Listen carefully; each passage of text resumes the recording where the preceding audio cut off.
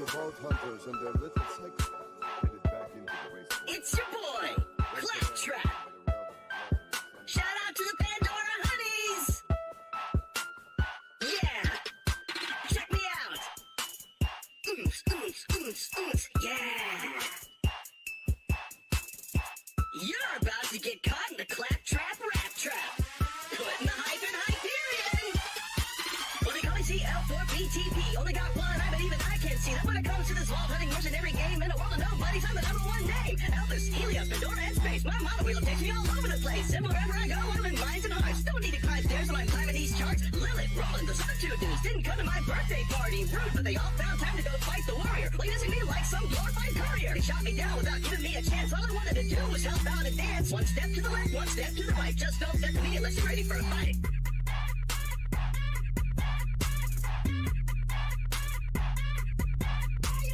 Check it out. New bonuses this week. Check it out. New bonuses this week. Check it out. New bonuses this week. Hey, chapter, you can rip it.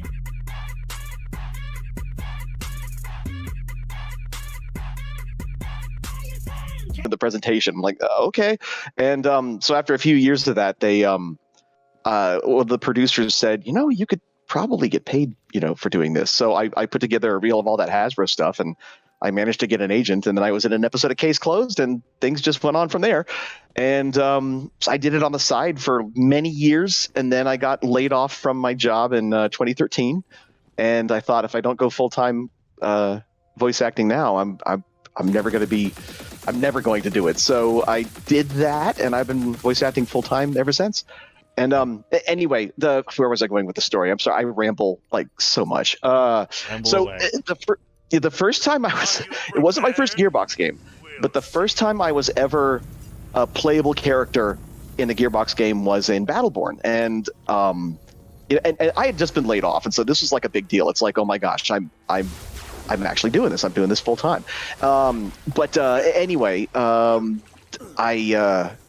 some folks said, hey, do you want to play? And I'm like, oh yeah, sure. You know, I don't know. I'm not very familiar if there's any sort of decorum for, you know, like, I mean, I liked the game. I mean, I legitimately love Battleborn. I mean, I platinumed the game, you know, it's yeah,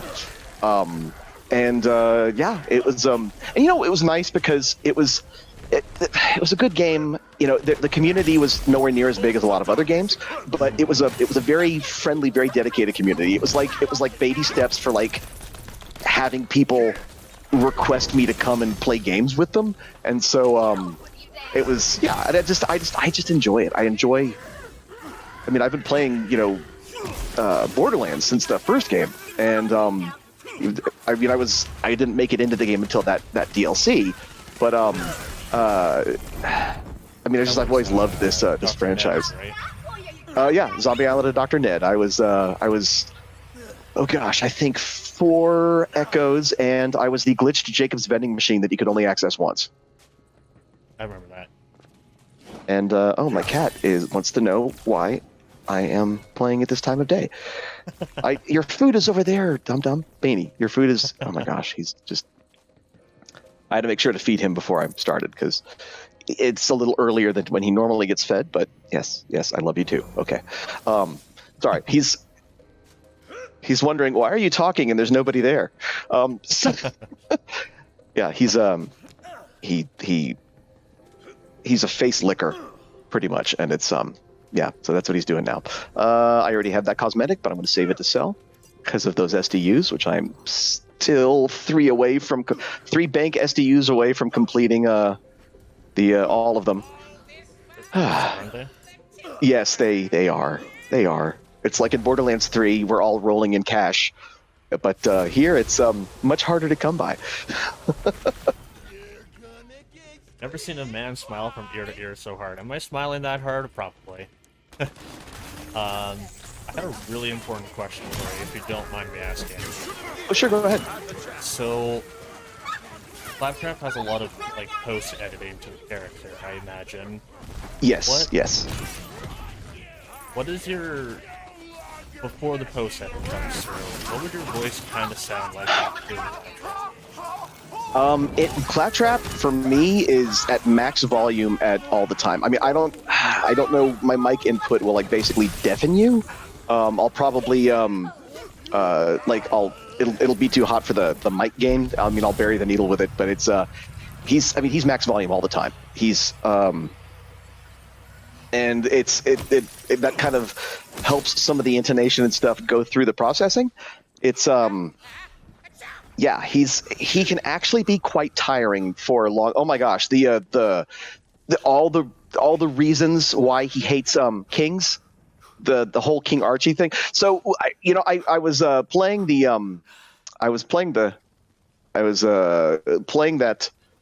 that mission, and I wanted to record it so I could put it on my game reel when I eventually put that together. God, I'm so behind on getting my reels put together, and I'm basically running in circles around all the enemies, trying not to kill them, trying not to get killed myself, so I can get a nice clean recording of all of those spiels where he goes into all of his reasons.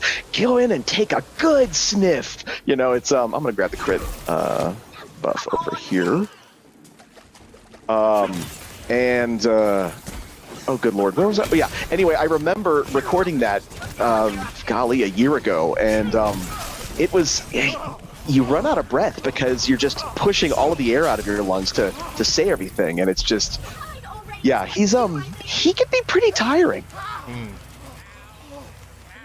I mean, I could give you an example of how loud he normally is. It's the mic is not going to be able to, I've got one of the cheap baby's first Astro headset. I mean that's what I use when I'm playing on the yeah. And okay, let's go scare my cat. Okay, it's essentially he's pretty much at this volume the entire time. I hope I didn't just deafen you, or your viewers. Okay. You're coming in pretty. Okay, good. Yeah, I've got Discord running through my phone, the phone app, and I was trying to find. God, I had a big bundle of audio wires and stuff. Oh, I didn't need me to get you up. Oh gosh. Oh, I'm so terrible at healing because you're very mobile. Okay, there you go. What's up, Rick City? How you doing? That came in really well. People are saying. Oh, good. I'm glad. So just imagine that for several hours straight, especially. Oh, good Lord, the scrap traps in the Handsome Jackpot. Oh my gosh, doing the elemental damage reacts, because that is literally we're doing a full 60 seconds straight of those, yeah, and he's just everything he does is always dialed up to 11, right? So yeah, that was luckily Joel McDonald, the director, he's like, okay, so we only do one of these elemental reacts per session so we don't kill you. And it's nice when a voice actor is also the director, because he knows basically what completely will break an actor. And so it was nice because I mean all the Gearbox stuff is basically split up so we don't just completely blow our voices out, potentially injure ourselves. Let me get a myth rank point in here. Oh gosh, there we go. Okay, good to go. Welcome on by. Good to see you. I can see how that could be tiring, but it sounds awesome to hear the voice itself. It's funny. I'd been in every Borderlands game except for the Tales games, as in some shape or fashion, whether it's echoes or NPCs or enemies, and it's like when I got the audition request for Claptrap, I didn't know why, but I was like, okay, I'm going to do the best I can. And it was just like, I always compare it to, and I've said this a million times, it's like somebody asking you to be the next James Bond or the next Batman. I mean, I was just absolutely floored and terrified, because I mean, there's a responsibility. I mean, I don't want to disappoint, fans of the character. I mean, it's you're being entrusted with, Gearbox's baby, and it's like, I wanted to do it right. I wanted to do the best I could, and there are some people, that will never accept me, and that I just have to deal with that. And but you know, the majority of folks I've always spoken to have been super kind and appreciative, and I'm very thankful for that, because I mean it is a big deal, and it's one of those things that it's like it is something I'm very proud of to have been entrusted with him. He's because I mean I love him just as much as anybody, because you know he's Claptrap. He means well. Hey, he's socially awkward, but he means well. I appreciate it. But he means well. You know, the comparison that I could probably see is, when it comes to like character that is iconic, it gives me feels of like Freddie Mercury and Queen, when Adam Lambert took over, and he was like, "I'm just touring with them. I'm not trying to replace anybody. I'm carrying what is, or what was." You know? Yeah, I mean it's I mean, because I one of the this is the way I put it. It's like if you know if David was Sean Connery, right, and then Mikey, who was like Claptrap for one PAX showing, he's the George Lazenby, you know, he's on Her Majesty's Secret Service. He was only Bond for one movie, and that makes me the Roger Moore Claptrap. And all those James Bonds are different, but they're all as true to the character as they can be. And so, you know, I that's the best you could do, because nobody can ever sound exactly like another person. I mean, you can sound close, but you can't. Everybody has a very individual voice print. It's like, you know, when I was a kid and I saw Muppet Christmas Carol, that was the first time anybody heard a non-Jim Henson Kermit the Frog. And at first you're like, wow, he sounds weird. But then by the end of the movie, because he was true to the character and he was true to that very lovable, you know, self-effacing Kermit, it's like by the end of the movie, it's like you didn't even notice the difference. I mean, you just saw him as Kermit, and that's what I was hoping to do. Ugly, thank you for that raid. I appreciate it a ton. Welcome on in, man. Good to see you. I hope you had yourself a great night. Thank you so much for joining, by the way. I really do appreciate that. It's like, I imagine you're very, very, very busy.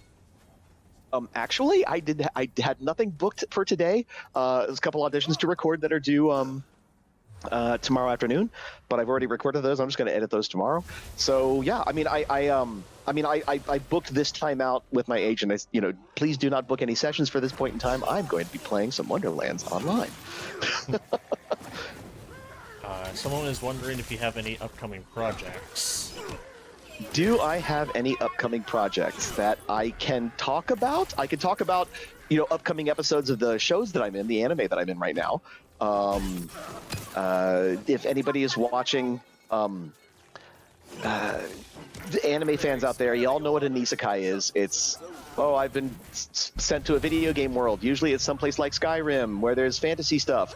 But the show that I'm in is called Trapped in a Dating Sim. And I'm not going to go into the details of how, but instead of being trapped in a cool space game or action game or a fantasy game, this guy gets sucked into a very bizarre dating sim that had like some combat elements.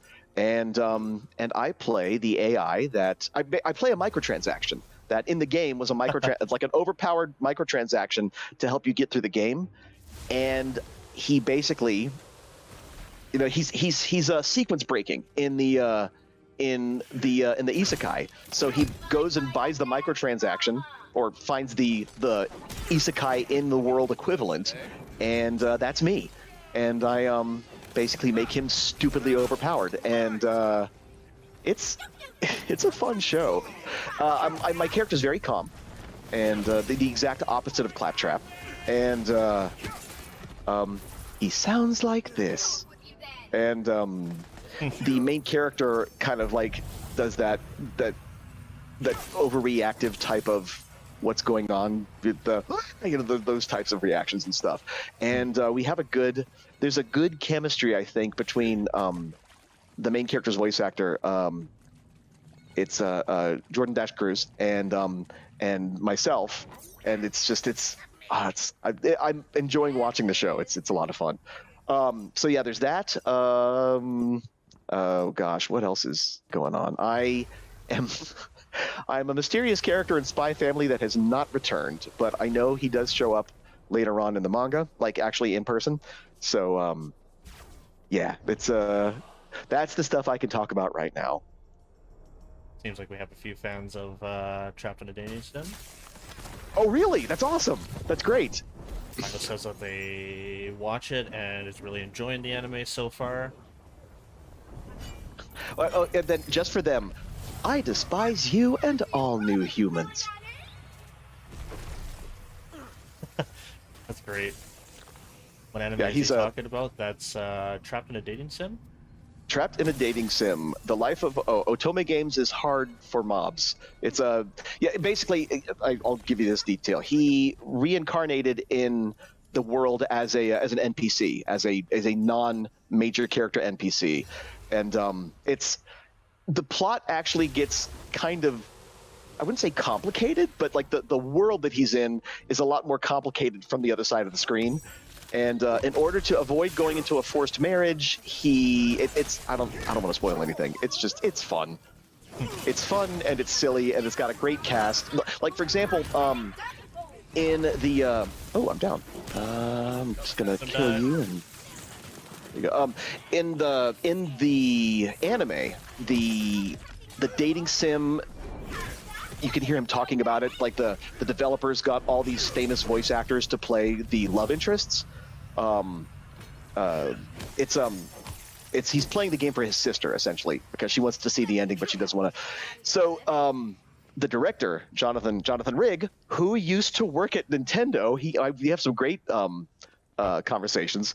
Like yeah, and he basically wanted to cast like some of the super famous, like well-known voice actors in the roles of the love interests. So it's like Rico Fajardo and Justin Briner, and oh gosh, Cliff Chapin, and oh gosh, this is awful because I'm forgetting Ian Sinclair. And who is the last person? I can't remember because I'm trying to shoot stuff at the same time. Oh, see, this is why I would be a terrible streamer, because I cannot multitask. I can't archive things in my brain while I'm playing. And my train derailed. My thought train derailed just then. So, yeah. Do you record from home? So in the beginning of the pandemic, it was absolutely terrifying because my auditions I recorded from a Yeti, a blue Yeti, and I recorded all my auditions from there. I cleaned them up using Isotope because it's like, well, I'm going to go into a studio. That's where things sound professional. And I mean, I did not have a studio quality recording setup at home. So luckily there was an audio engineer, in the area that basically he was very helpful. He said, here's what you need to do. And I built audio traps, bass traps to reduce the room noise. You get this Corningware 703. It's like a rigid fiberglass. And then you build wood frames to put the fiberglass in. And then you coat the frames. You wrap the frames in like a vented fabric, like, what is it? Polyester, poplin, I think it's called, and then you put those up, and you get a better microphone. I got a TLM 103. I wanted to stay on. Oh, when did you get the rune? How did I miss that? Not yellow. I don't even remember when. I don't even remember you doing that. How did I not get seen by it? Oh my gosh. Okay. You know what it is? I've been yapping so much. I've just been blah blah blah, blah blah blah, all about me, yakety smackety. It's very rude. I should be asking about, like, I'm just being like the one-way conversation. I'm sorry. No. Me and everybody here are loving you right now. Oh. Yeah. You're loved. Oh, thank you very much, everyone. Is that anime on Crunchyroll or Funimation? That is on Crunchyroll. It's like all the legacy stuff that is still running, like that was still running when they did the whole merger name taking thing. They those are still airing on Funimation as well, but they're slowly moving the entire catalog over to Crunchyroll, and all the new shows are airing on Crunchy. Someone just said, "We're here for you, Bflattened is secondary right now." Precisely. What? Oh gosh. Precisely. But yeah, if people want to ask questions, I'm happy to answer stuff. Let's see, what do I? Oh, you know what? I'm trying to find a. Someone said the shovel thing in the fight scene hilarious. From. Oh God, yeah, that was good. That was good.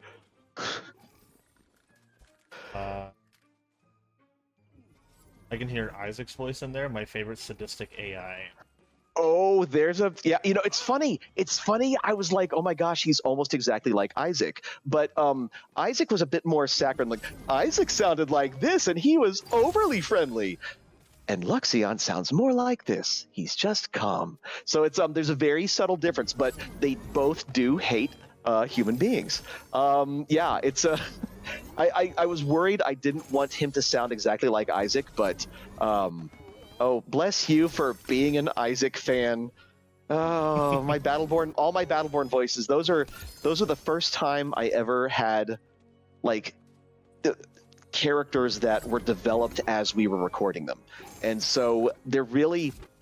The writer Aaron Lindy, he was like the lone writer on that game. The narrative lead, the creative director, assisted, but he really did do the majority of all the character development, and he would literally write in session, and depending on everybody's performances, that would shape how the characters ended up becoming, and those characters really are like children to me. And even though the game is gone, even though it's offline, I hope and pray that it gets a reboot someday, or a sequel or something, just in an environment where more people will give it a chance. I mean, because it kind of just got steamrolled by Overwatch, but it did have a very dedicated, very, very good community, and without them, I don't think I would.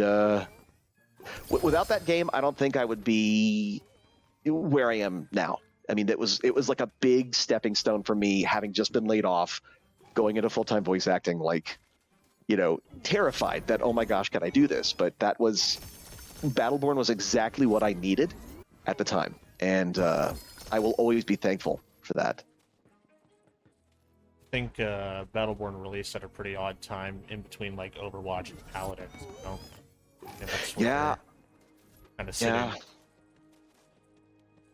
But oh gosh, it was such a fun game. I wish more people would have given it a chance. Thought, well, is what everybody's saying right? Maybe I should give it a try. Like legitimately give it a chance and give it a try. It's when it went free to play and a lot of people were trying it out. They're like, holy cow, this game is great. Why was everybody saying how bad it was? And I was always genuinely pleased when people said, wow, this is way better than everybody said it was. And it was what could have been. But hey, it's like, I mean, if it wasn't for Battleborn, I don't think I would have been Claptrap, I can tell you that.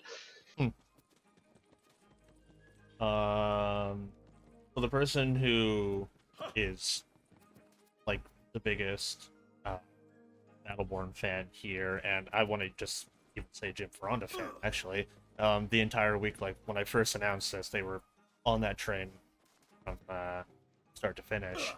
PAX 809,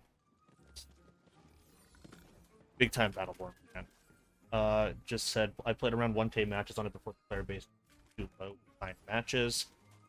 But they really, really enjoyed it. I can tell you that for sure. Yeah, it's I'm glad to hear that. I'm glad to hear that. Here's hoping it comes back in some shape or form. I have faith, because I mean, it's because everybody at Gearbox loved that game. I mean, they loved working on it, and it was, I mean, it really was. That's they cared for it, and it was just, and gosh, I mean, I remember a while back, Randy Pitchford posted, "Hey, what would y'all think about a Battleborn TV show on Netflix?" And I'm like, "Oh hell yes, sign me up! I'm sitting by the phone. You just call me. I'm ready to do that." And so, who knows? We'll see. I just, you know, there's so much love for it there. I'm hoping that they revisit it at some point in time. Joe Bob, I don't think I'm allowed to ask that question. But for shits and giggles, I guess I will, and just be denied for it. How was recording for Borderlands 4? That's what I mean. That's what I mean. I mean, are you talking about this, like the next game in the series that's kind of not in the series? Because I think if I had recorded anything for a Borderlands 4, I mean, I wouldn't be able to say anything, but I can tell you for a fact I have not recorded anything at Gearbox since this, which was like, well, I did record that Valentine's. I did record that Valentine's ad. Have you seen that, the whiskey ad? Oh, that was fun. I'm actually a part of Moxie's Finest. Oh yeah, I saw that. That was on your profile. The Yep. Man, I remember them saying that they were going to try to send me a bottle. I still haven't gotten one. What? I don't know who to ask. And I was trying to find one in stores, but I guess it's only in European distribution. They sold out Omega fast. They had a US one, they had a full Europe one, and they had I think an Australian one, but it sold out in like half an hour. I figured. I mean, yeah. That's so fast. I think I know who to ask. I should probably just like send them a DM and go, hey, how do I get a hold of one of those? Good, it's so good. They sent me one, and oh my god. I should be drinking water anyway.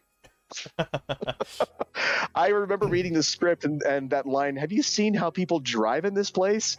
And it just says, like the screen action, it says, cut to montage of people driving across the Pandoran landscape. And it was just, I knew exactly what they were going for. And I thought somebody, whoever the copywriter was, they play the game.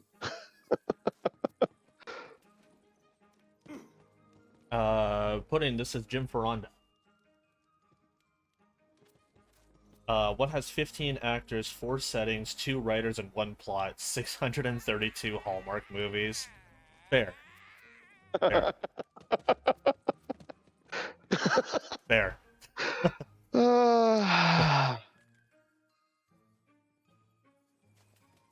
But, that was on Gamer Extreme. How you doing? The Valentine's whiskey, though, is so good. I really, really, really hope they send you a bottle out. My inventory's full, that's why. I should be selling all this 100 days of stuff. jokes? Has it been 100 days? Have you sent me a pun for 100 days straight? My lord. Everybody needs a friend like that. I like puns. I do too. You want to hear my favorite pun? Sure, go ahead. I once wrote a Broadway about puns. Play on words. I think the best pun I ever came up with was oh gosh, there was a former colleague, and she we used to have like these pun offs, right?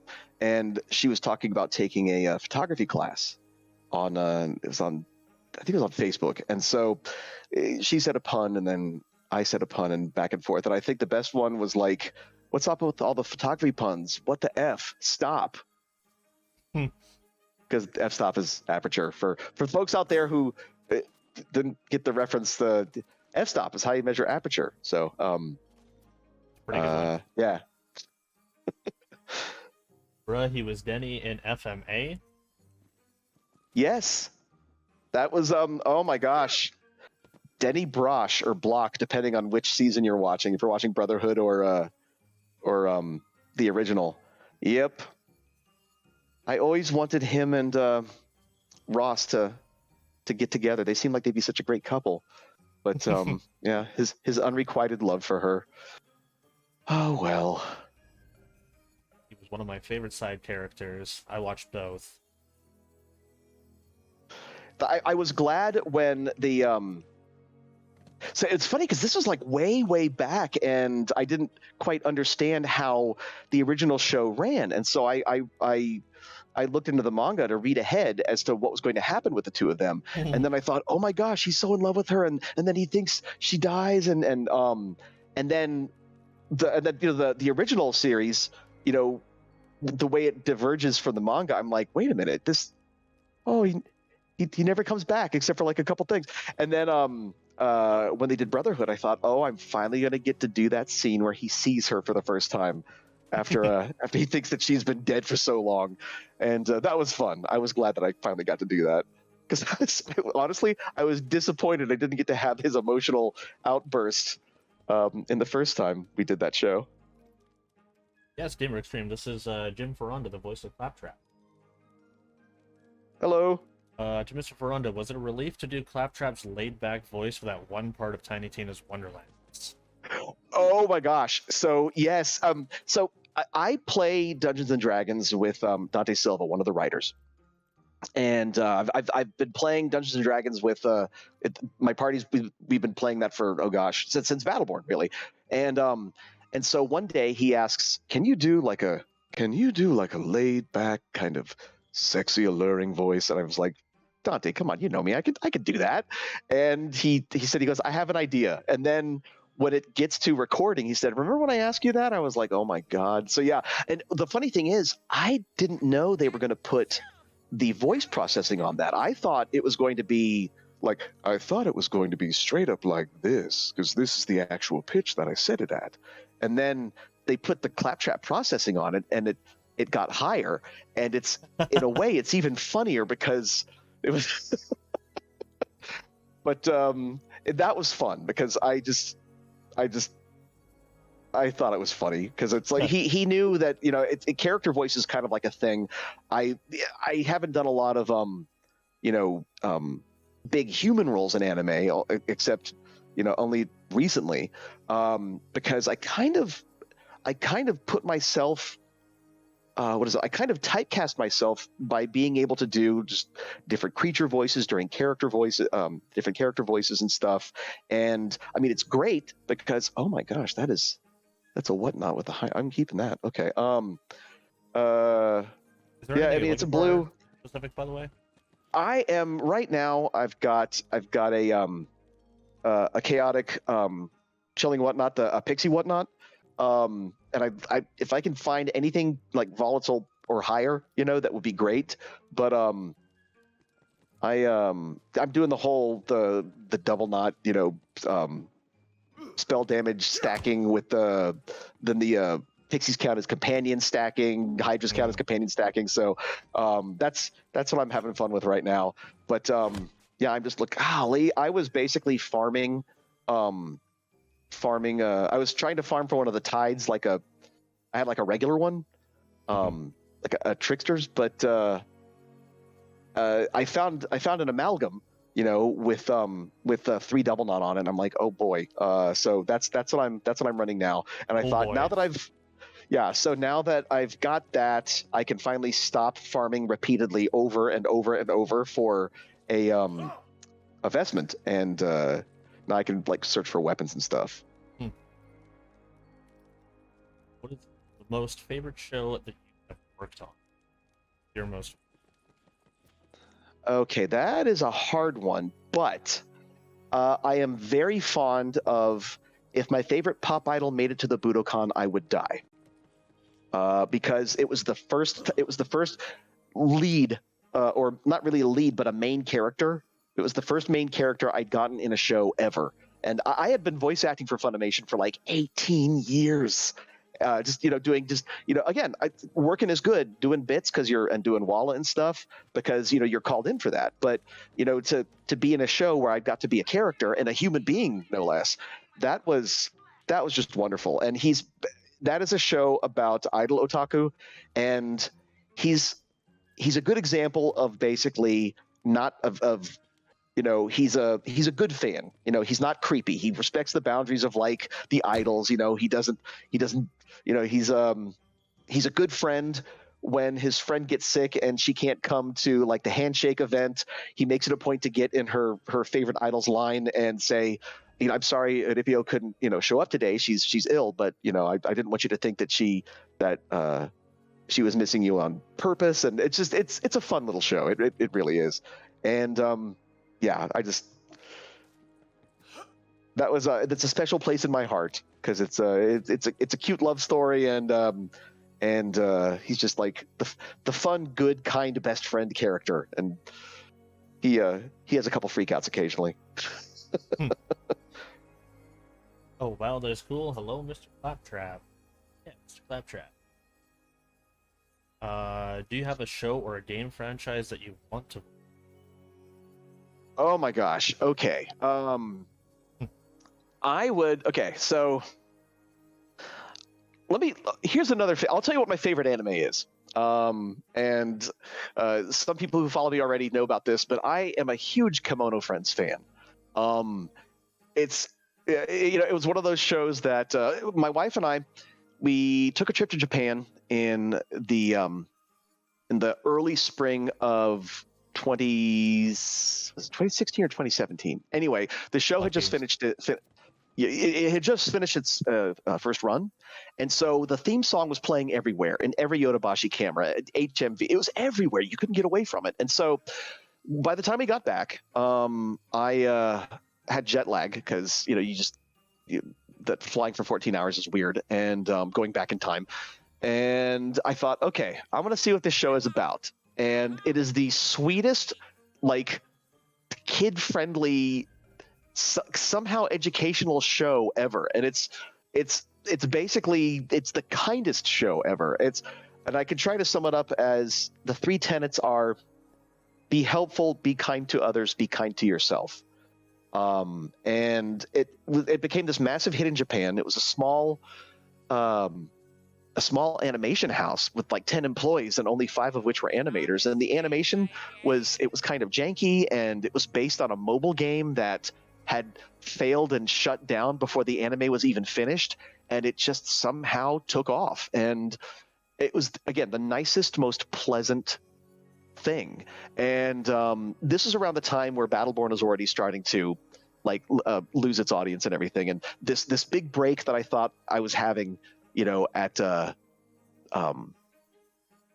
after my layoff, and I thought this is, it didn't become the huge success that we had all hoped it would. And at the time, I wasn't booking a lot of work, and things were running kind of slow, and I was feeling very doubtful about, am I even being a voice actor? Am I even doing this? Maybe I should go back to the advertising full time. And here's this show. Because your friends, your family, people that care about you, they'll say, you're doing well. It's okay. But this show is a complete stranger that came up to me and said, "It's okay. You are doing the best you can. It will be all right." And it was like, it's people will say, "Oh, this book meant so much to me. This movie meant so much to me. This song, it's very important to me. It made me look at my life a certain way." And son of a gun, if Kimono Friends was like that thing for me. It was be kind, do the best that you can. That's do what you are able to do. Everybody is good at something. You just have to find out what you're good at. It's like it was nice. And so, oh my gosh, this story is going on forever. Do you want to do another run? I'm sorry, I just was like, we're just kind of sitting here in the loot room. Waiting for you. Okay. No, I'm good. Good? Okay. Oh shoot, I still have coins, gems. It's fine. We're just playing. We're good to go. Okay. Yeah. So, my brother is a marine biologist, and one day I get a request saying, "Hey, can Jim Foronda come in to record a short clip for this show, and can he bring his brother?" And I thought, what? Why? And as I continued to read, oh my God, it's for Kimono Friends. And so I, kind of flipped the heck out. And so I contact my brother. He's able to fly in because he had some airline miles and stuff. And I offered. There's educational segments in that show that originally was dubbed by Japanese zookeepers and animal scientists and stuff. And so when Marissa Lenti, voice of Mose and the director of Kimono Friends dub, she wanted to be as true to the feeling of the show as possible. So she wanted like actual educators and stuff to. And I said, my wife works at the museum, and a lot of people who volunteer there, they've either worked at the zoo or other employees have been at the zoo. I can see if, and so I helped kind of get other folks to narrate the rest of the educational segments, to dub them. And so it's my favorite anime. I got a chance to dub the Brown Bear educational segment. And by golly, my wife and my brother also got to dub segments, and it was very special. And it was like because they got to do what I do. And as my wife goes into the booth, and I'm sitting there, oh my God, don't cry in front of everybody, don't get so freaking emotional. But I mean, that's very special to me. So, you know what? Now that I think about it, even though I really love Pop Idol, I gotta say, being in Kimono Friends was probably the nicest thing ever. That'd be super special. Yeah, but okay, so the reason why I got on this is there any anime that I would want to dub? I should answer the original question. Good Lord. Okay, so there was some controversy about, they ended up basically getting rid of the original director of Kimono Friends Season 1. And he went on to do another show called Kemuriksa, which is a science fiction-y type of post-apocalyptic show. And there's one character in there named Wakaba, and I would love to dub that character. But you can watch that on Amazon Prime, subtitled only. So if they ever want to dub it, for whatever reason,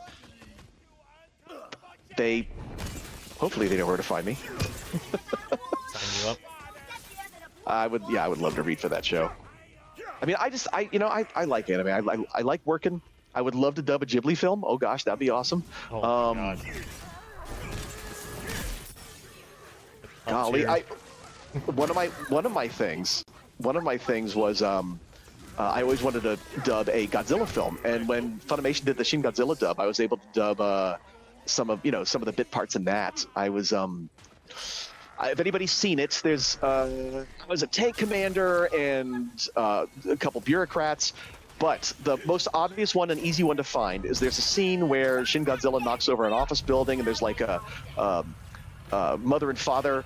They're trying to round up like the baby so they can evacuate the building, and then the building gets smashed and they both die. Well, all three of them die. The kid too. I am that father who gets killed by Godzilla in a building. But yeah, I was able to put that on my bucket list. I did dub an official Toho Godzilla movie. That was a favorite. I will say, game-wise, I would love to dub an EDF game. I've been playing Earth Defense Force since 2017 on the 360, and some colleagues were in World Brothers, and I was like, oh man, lucky! I would love to dub an EDF game, because I know EDF 6. It's supposed to be getting. I'm assuming it's going to be getting a U.S. release. I would love to just even a screaming NPC. I would be happy with that. But to be in an EDF game would be a genuine delight. How was the actual voice of Claptrap done? Talked about that a little bit earlier. There's a lot of special effects that go on top of your voice. Oh yeah, essentially it is me. A lot of Claptrap is in the performance and cadence of the character, and just his personality. Because a lot of it is the processing. It's interesting because sometimes people will say, hey, do your Claptrap voice, and I go, well, it kind of sounds like me talking with a funny pace and just being really loud. It's actually quite complex. I know that when I added the VR specific lines for the tutorial for Borderlands 2 VR, one of the reasons why they were having such a hard time matching it is because the original filter, the original filtering process, used a filter from like a Windows XP version of a particular type of audio software. And then when the current version of the software at the time was written entirely, it was like the new version of that original filter. but it wasn't the exact same thing, and you could actually hear the difference. And so it was they actually had me record everything up until Flint, because they figured, just in case we cannot get the new filter to make it match properly, we'll have you just record everything, and then when the story cuts, it won't be as noticeable. However, from what I understand, somebody fired up an old, they actually fired up an old computer with XP on it so they could actually get those filters running, and to properly get them to fit to match, if I understood the story correctly. But yeah, human beings have a different voice print, different filters have a different audio print. It's a lot of people were talking about how Claptrap sounded different in Borderlands 3. That was, again, slightly new filtering system, slightly new, as close as they could get to the last version, using the new software, and the add me on top of it. That's one of the reasons why he sounds kind of different. But yeah, it's interesting how many tiny little details combined can really give his voice the flavor that it has. What is your favorite character in Borderlands history? My favorite character in Borderlands history? Oh, golly. I'm very fond of Maya. Maya was like, I always play Sirens, but I always like Maya as a character. And it's probably a little bit of bias because I voiced Brother Sophus, when you find her echo where, child, go to your room, and then she gets angry because he calls her child all the time, and he tries to get her to kill somebody who doesn't. Yeah. Anyway, Maya, I think, is like my favorite Borderlands character, and boy howdy, when I found out about what was happening while we were recording Borderlands 3, I was like, no. Just gonna say Borderlands 3 is probably a big disappointment then. Well, here's the thing. I mean that part. I mean, it was. I understood the feeling they were going for. It's like I understood because reading the script, it was like I knew what they were trying to do, and Martha Harms, Maya's voice actor, she is just the nicest person. And if you go back and you look at her tweets when the first big trailer released, she put in this foreshadowing. She's like, "This trailer was amazing. It absolutely killed me." Oh no! And I sent her a message, and I was like, "You cheeky! Oh my gosh!" It was just like, and she just responded. She responded with the smirk emoji, and I'm like, "Oh, you clever, yeah." But oh gosh, in the Krieg, DLC, when you hear she's like, why didn't I get an evil version? So I could be like, stabby Maya, like, stab. Yeah, Martha's great. I hope to one day get the opportunity to meet and or work with Maya's voice actor. Oh yeah, Martha. Yeah, Martha's like, she is New York based, I think, still. Or who else was that? You said? Oh, that's just one of the dreams. Oh. Sorry, I'm just trying to get these eyes. Believe in you. I don't know. Does Martha play?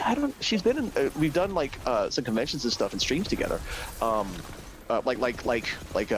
streams, but like panel streams during the pandemic. And so I don't know if she plays a lot. I'm curious. An interview would be amazing. My God.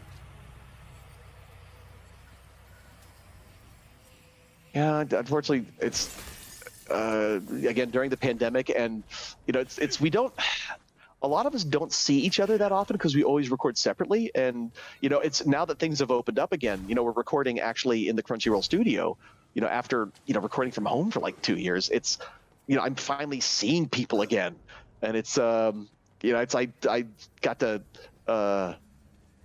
chat with people that I met Blythe Renee, voice of Zomboss and Genevieve. I Another Yeah, dream I met person. her in person for the first time. Like I became friends with her over Twitter and over like some online, Discord voice actor meetups just to see how, check-ins to see how folks are doing and stuff. But I finally met her in person at the Wonderlands launch party for the very first time, and it was just the coolest thing. It was like, I feel like I've known you forever, and this is the first time seeing you in person. Oh, I want to pick up the moat, not the ammo. There we go. Sorry, what's that? Hoping to work with Blythe at some point too.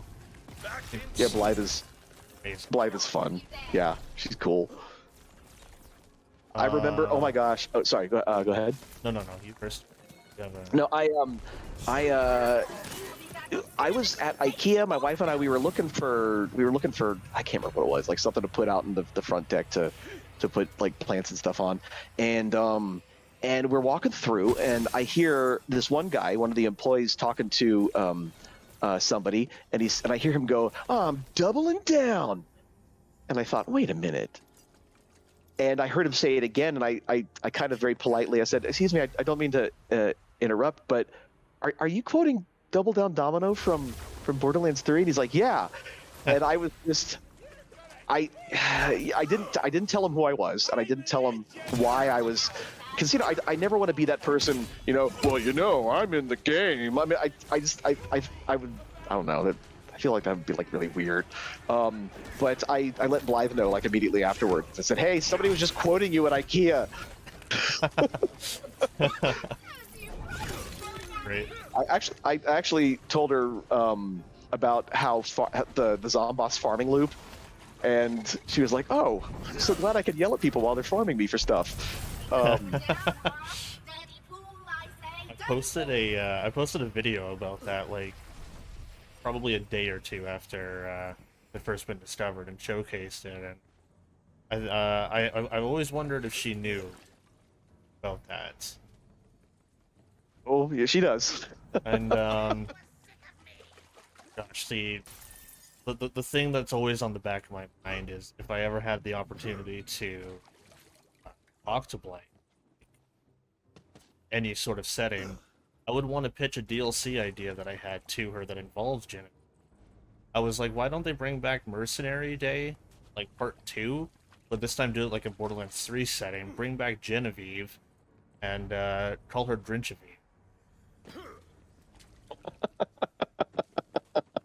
Take some reflux she would and have, like, switch it she would have like an all green paint job. Yeah, and then the reflux shotgun, you can just like skin it into a red and white, kind of like candy cane, and instead of the green chains, just have it like be tinsel or maybe even just candy canes themselves. Be great. Oh, I am Holly. There's a lot of fan canon stuff. I remember back to Battleborn, fan canon actually made it into the game again because the community was small, and it was such an active community in fan art and stories and stuff like that. And yeah, fan canon made it into the game when we were working on the DLC for that. The artist online, Left Circle, posted this somebody else's fan canon about the character Whiskey Foxtrot being a self-taught chef. Because in his lore, he had been basically taken because his superiors were actually terrified of him. They put him on kitchen patrol duty. He was like, and he basically had to like cook food for all the other clone soldiers. And so somebody came up with a fan canon that he became like a self-taught gourmet chef. And we worked that into Oscar Mike at the Battle School. And he, it's just a lot of I put a lot of fan canon into that DLC as it was coming out. Just character wise, a lot of it influenced. I think it was a very community driven experience, that whole game. But that. Oh, sorry. No worries. I had always hoped had Battleborn been successful to where they had done more ops. The way that game worked is that you would play through the same mission, but with like the same level, but there would be different midway missions, and the story would be different each time. There were basically 10 parts of the story, and you would get you would get more of the story each time you played through. And I always thought it would be awesome to do a musical op, and each character would get their own song about what's happening in the level. I mean, just for fun, like like the buff, like the Once More with Feeling episode. It's just that to this day, talking to Marcus Malden, the voice of Brick, we were at the convention, Tokyo, Oklahoma, and we were talking about we want Brick and Claptrap to have a rap battle. And oh my god. because I did that rap for it was that Gear that mixtape, and they put it in Borderlands 3. And it's like, the two, oh gosh, it would be, and both of us want to do it. Both of us totally want to do it. And I've dropped the hint several times. It's like, someday, it could be the Borderlands 27. I don't know, but can you please give us a rap battle? Where are you? I was going to give you a heal, even though it doesn't matter. I'm so glad that you don't lose like gems and lives when you die after the encounter's over, because there's nothing to get you up. It was very nice of them to do that.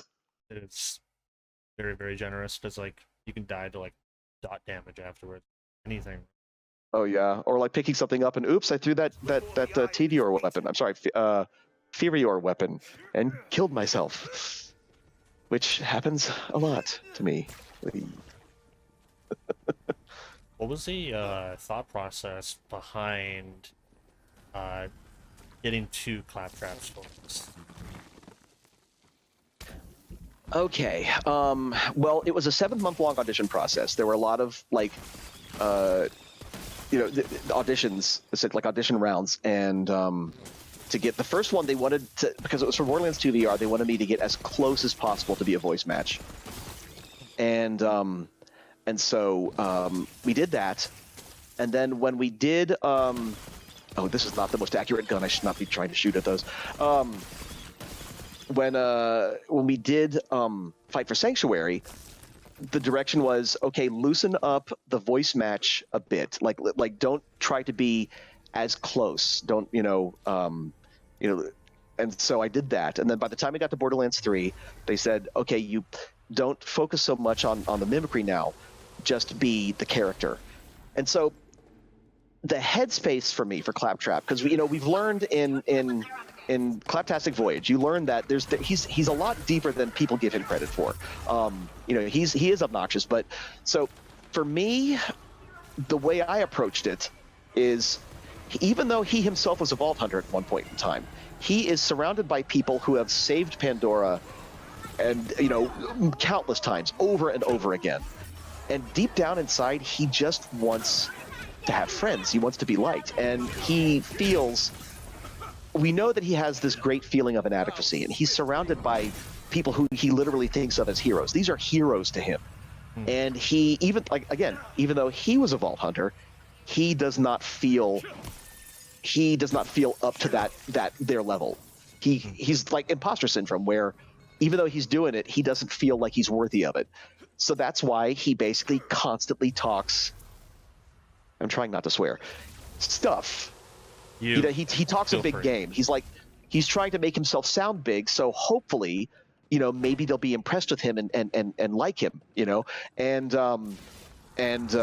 he's very socially awkward, right? And it's like he doesn't quite get human interaction that well. He's trying his best.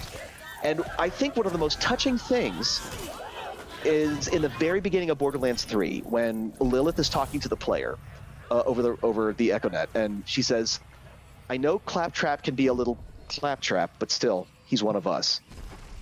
So when she says that, you realize, the rest of the Crimson Raiders, they do care about Claptrap, and the thing is, he doesn't understand that. He doesn't know that. He himself doesn't believe that, and it's a little sad, but it's nice that they do care about him. I have my own imposter syndrome that I had to live with. Being a voice actor, when I started out, I was only doing it part-time and constantly being around people like who are in these big shows, and it's like, oh, you're Vegeta, holy cow, talking to the other actors. It's like it's hard to feel like you're in the same profession. You know what I mean? It's and you still get that feeling. I still get that feeling every so often. It's like that's just who I am personality wise, and I put that into Claptrap. Again, he talks a lot of crap, but I mean, he means well. Yeah. So again, he's a good boy. He's misunderstood, but he really does want to do the right thing, and he wants to help. How did you feel when you got the part to dub King of Fairy Tale? Oh, so yeah, Fiore, yeah, the King of Fiore. What I liked about that, okay, so I was cast as Mato first in the Grand Magic Games arc. He for those not familiar with Fairy Tale, oh my gosh, I hate these clouds. Oh, I gotta get out.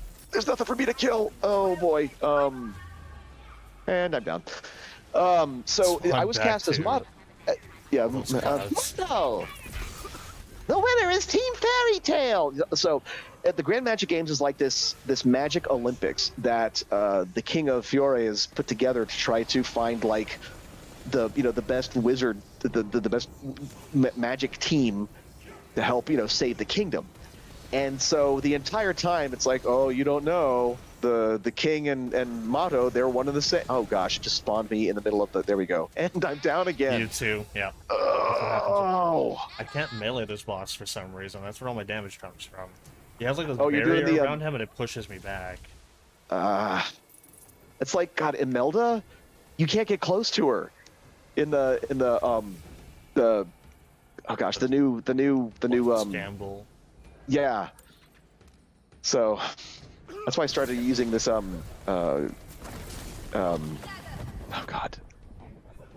The Pixies. The arc? I can't even remember the name of the damn spell I'm using. Is it the Arc Torrent? The spell, oh gosh, you're going solo, I'm sorry. I only got a melee hit on him, my lord. Are you doing the thing where you drop like the live wire to 1 and it you get the... Okay. It's me, but I'm probably gonna die here. Not gonna lie. I can't melee him and play for my life. At least very well. Oh, nice. Oh my gosh. So yeah, so the King of Fiora, I remember the director Tyler, he said, just so you know, this character's going to appear later. He's also this character. So he wanted to hear when they were auditioning for Mato, they were simultaneously auditioning for the King. And I remember him saying, now you're going to have to transition from one voice to the other. I hope you could do that. And so even though that was recorded at the very end of the arc, I started practicing if I could to move from the high-pitched voice, to this one. And then I was able to do it because he starts to get emotional and weepy when he's like thanking everybody for saving the kingdom. And his thank yous just get higher and higher and cryery, more cryy, and his Mato voice kind of leaks out, and it worked out quite well. I was very happy with that. I gotta say the hardest thing about that, just a little bit of trivia about King Toma, is in the Grand Magic Games arc, in the original manga, he can't remember the name of the member of Fairy Tale that he wants to see in a specific contest. Either Elfman or and here, she's called Urza. Now it's of course the sound, the Erufman and Eruza. I personally, and this is my hot take. Personally, I think she's supposed to be Elsa, like Elsa. But when she was localized, and a lot of times it's because the license, I don't know why, but she's Urza here in the U.S. And so when I had to record him in the Japanese, he's like, the member from Fairy Tale, something, and he can't remember. He can only say like the first sound in the name, and then the Japanese name of the consonant vowel combination of eru, and so I had to somehow make it sound like I was confusing the sound and l in English. And so I kind of made it to where he was just pronouncing it like he was mispronouncing it, and that's how the person ends up putting Urza into the contest instead of Elfman. So that's one of those just like those localization things that years later, after they established the localized name, it kind of it relied on the sound of the Japanese name, and it was like, oh crap, how do we do that? But it turned out okay. Does killing a quartz count as a fight for your life revival? There we go. It's so funny. Even with all the bunkers and badasses trappings, we still call vestments armors. We're still calling, save your soul, fight for your life. It's just we're still calling everything by their Borderlands names. Mm-hmm. It's hard to make that transition, after all the years. Yeah. I do love this game though. It's just they've added so many new mechanics to it. Mm-hmm. Because I do like spells, more than grenades. Me the way too. that it's, I loved grenades. I loved like a lot of the the crazy grenades they came up with for Borderlands 3. But boy howdy, I am loving spells. Feel far more smooth. Yeah. What's up, shirtless Randy? How are you doing? Good to see ya. Missed a question, Dad. Have you ever tried to replicate the throat singing in Dune? Do you know what Dune is? The throat singing, like the new Dune or the David Lynch Dune, the original Dune from in '84, the first movie. I think talking new Dune. Okay, oh gosh, is it the? New Dune. Oh god, the start. Is it the when the start? It's oh gosh, throat singing. Is that when they're going? It's from the back of the throat, like this. Oh gosh, that's that actually freaking hurts. I should probably not do that. Mm-mm. I've got some. I have a very calm character. My character from Prince of Tennis. I've recorded some of him last night, and I have to record him tomorrow. So I don't want to ruin myself.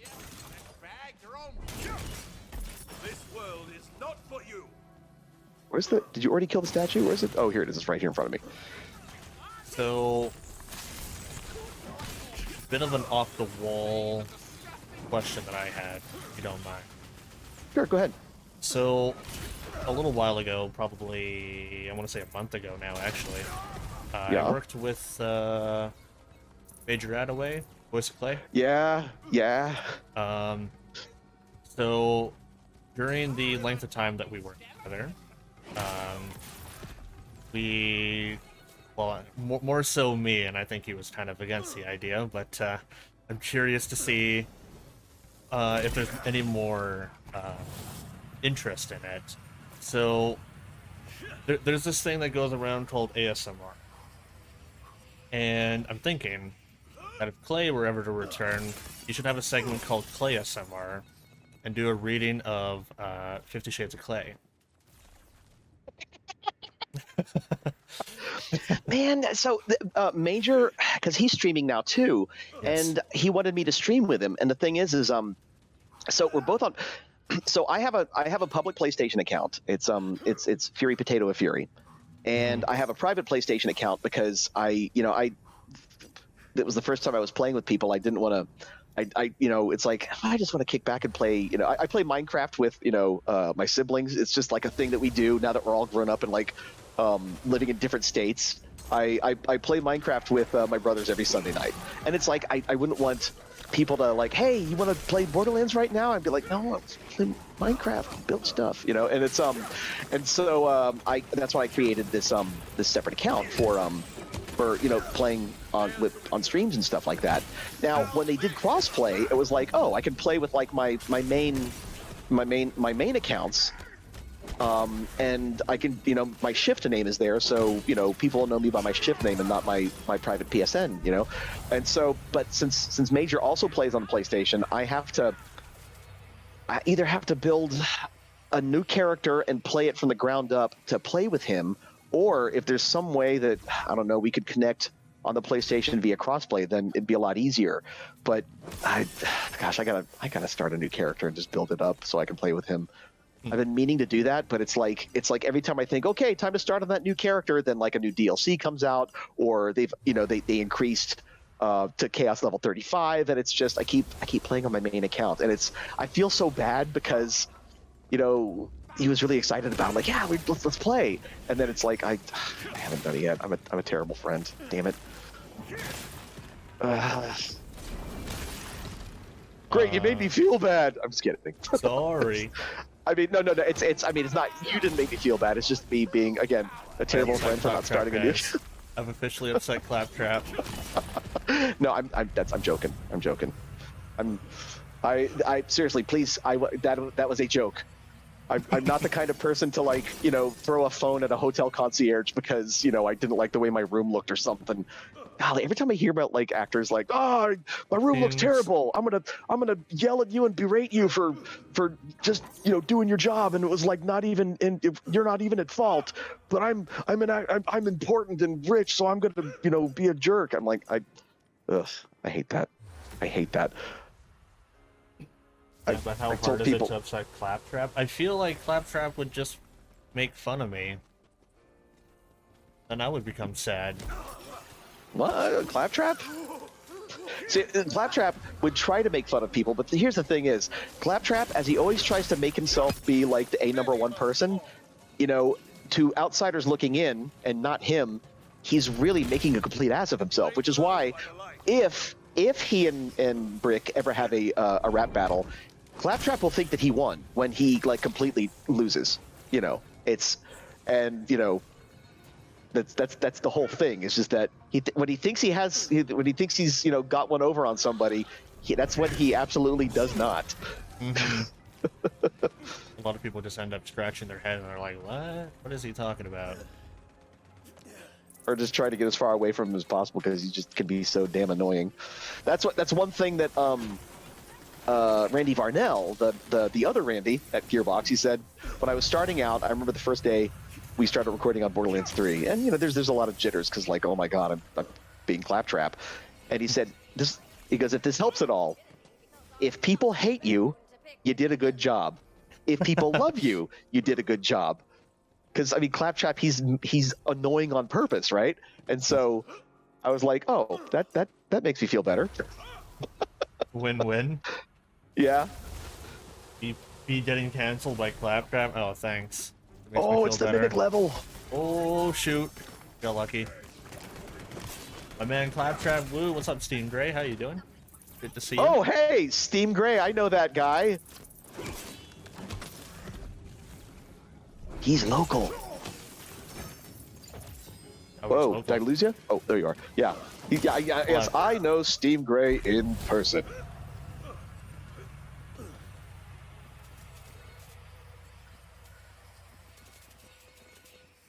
Okay, let's see. It's like I'm still looking at investments, even though I got a really good one. It's like I've been farming this so much. The whole featured. I'm sorry. Go ahead. Was somebody asking a thing, or? Do you know how many people have been looking for a +3 double knot? The fact that you got it on an amalgam? Yeah. No, you probably made everybody jealous. Everybody hated that. I seriously, I've been okay. So how again farming, good lord, farming Zomboss for gems just over and over again. It's like we figured out a route that we take all the curses, as many as we can, and then so here's the thing. I actually since I was trying to get a tides trickster, right? And so I actually changed my don't look at it, hide. I changed my build. I did a temporary spell stab build, so I thought maybe the chances of me getting one will be better. And And so we were farming Zomboss until we were like at 30k gems, and just going through and just I was hitting. I would put on a Brad luck, and I have a cursed wit with a loot luck 25%. I got my loot luck up to 64,000, and basically just kept rolling and rolling and rolling and rolling and rolling, and yeah. So I just was like, it was. First, I looked at it. I'm like, oh man, this isn't a tides; it's an amalgam. And holy what? And so I thought, I can deal with this. I can lose the that frost lightning damage. So yeah. Tell Jim. I comment. Sorry. Tell Jim I love him as layman. Did I say that correctly? Oh yeah, Layman. Yeah, on Arifureta. Golly, I was so shocked. I got a call back, and I was like, wait, for Arifureta, I'm coming back. Is Layman coming back? And sure enough, it's like, oh my gosh, he just appears out of nowhere. He was okay. So he's kind of like a play on words of the Dreamcast game Seaman that it was like the talking fish with a human face, and so I'm pretty sure he's a reference to a Seaman on the Dreamcast, and so he had like this tiny part in that show. He's like in an aquarium museum type zoo thing, and so in order to help the main character, they help him escape, and so he says his goodbyes and he's like good luck, and just this bit character in this one episode, and he comes back in the second season just completely out of the blue, and it was so fun that when he came back. It's kind of like oh gosh, the chef in what this spot here in Black Clover. What's that? Do you know about this spot here, by the way? Well, you can just sit in this corner right here and you won't get hit by it. Oh my gosh, where are attacks? Yeah, like pretty much right where you're standing. Oh, there you are. Yeah, God, it's funny. I try. God, my friends. It's like, oh, okay, I'm gonna. They change the field of view to where it's like really, really wide. But for some reason, the warping at the edges of the screen, it's like an OCD thing in me. It's like it drives me bonkers, and I just cannot get around it. I can't do like the wide field of vision. I got to go with the standard. And so. Yeah, I'm always like, ping, where are you? You need healing? Ping your location. And it's just... For me, it always feels like, in that one scene in The Shining where you look down the hallway and it's just like all the way extended all the way down. Yeah. It seems like a million miles. Yeah, that's what it feels like to me. That wide view. Are you running out in the spicy water to Yes. melee him? Yes. Whoops. No, I didn't want to throw that at you. I wanted to heal you, even though it doesn't matter. Don't throw it at me. My Hydra are keeping you company in the spicy water. Anyone asked about Geld yet? Geld? Go Geld. Oh, one of my favorite performances. Would love to know how he came up with the idea for the voice. So I'm Geld Generation 1. I want to clarify that the Geld that is in the after the Orc Demon Lord, the whole incident, Chris George is Geld 2. So Geld, he had to have his kind original Orc voice, his father voice, and then to get him the same voice, only more monstrous, more ravenous, more just unsatisfying, the unsatisfiable gluttony that he has. And because I've done a lot of creature and monster voices, and what I found most challenging was he has a very tragic story. Geld's story is just it's very sad, and in this episode, the episode where where Rimuru basically where they have their fight, and Gil just lays it all out as why he is the way he is, what he has become. He was kind of tricked into doing this because he had no choice. He had to save, the orcs were like basically starving. Everybody was dying. And his ability basically was he would regenerate parts of his body. He literally would tear parts of his own body off to feed to his people. And so while trying to find help, he's tricked and he becomes like this, and there's a shame. There's a great shame that he feels. And to communicate those emotions with that deep monster voice was challenging. And Clifford Chapin was the director in that episode, and he really helped me work through that for that episode. And it is one of my favorite performances ever, because I mean, it's like a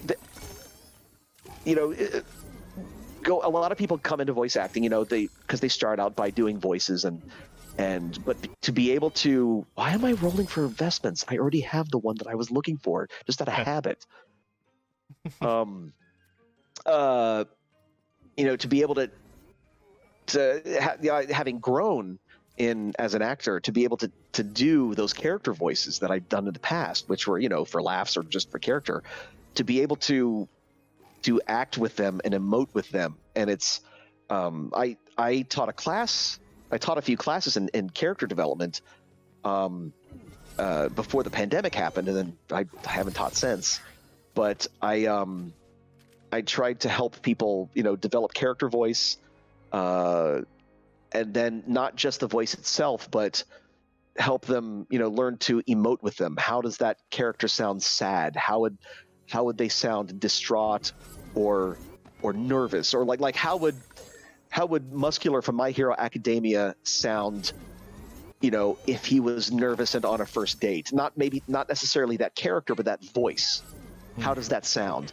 It's it's because people have their own voices and they can go through any gamut of emotions. If you have a character voice but are unable to portray the full spectrum of human emotion in that character voice, then you need to either tweak the voice to where you can, or work with it so you can it's not just making a voice, but it's being the character that has that voice. And I think that that time I got reincarnated as a slime, Geld was a peak moment for me personally, career-wise. I was really proud of that work. Reply to that is one of my favorite episodes of any show. The emotion, astounding was in all caps as well, just to clarify that. Thank you. Tell them I said thank you very much.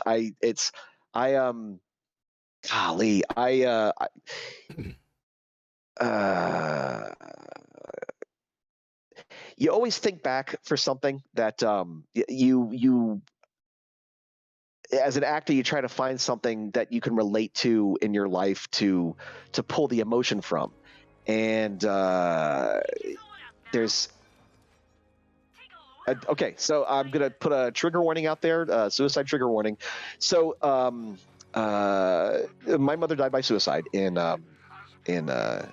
2008, and well, it's here's the thing. She was a rapid cycling bipolar disorder, and she lived with it the best she could. She did. It was hard, very hard that way. And I had talked to her the night before, and she was happy. She had helped catch a feral kitten that she took to a cat shelter. She was excited about the new season of Survivor going on the air, and the next day she was just gone. It was like she got hit by a car, only the car was a rapid cycling bipolar, mood depression. And anyway, here's the thing, is that I know logically, it's because I talk to her regularly. It's like there's nothing I could have done. It's because it's just only short of basically being on the phone with her 24 hours a day. But no matter how much, it's like I've learned to accept that.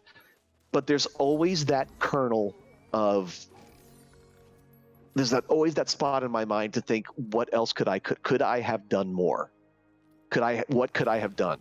And it's, it's like I drew upon that deep, that very recessed guilt feeling, because I wanted to get that sound in there, and it's weird, and in a weird comforting way. It's in my head, it's like it just works this way. It's like in a weird way, that was my mother helping me out, in what I do now. It's golly, I just brought the whole stream to a big downer. I'm sorry, everybody. I'm sorry. Mental illness is a real thing. Everybody, let's hear it for, mental illness medical coverage. Let's fight for that. And anyway, it's gosh. So we did like a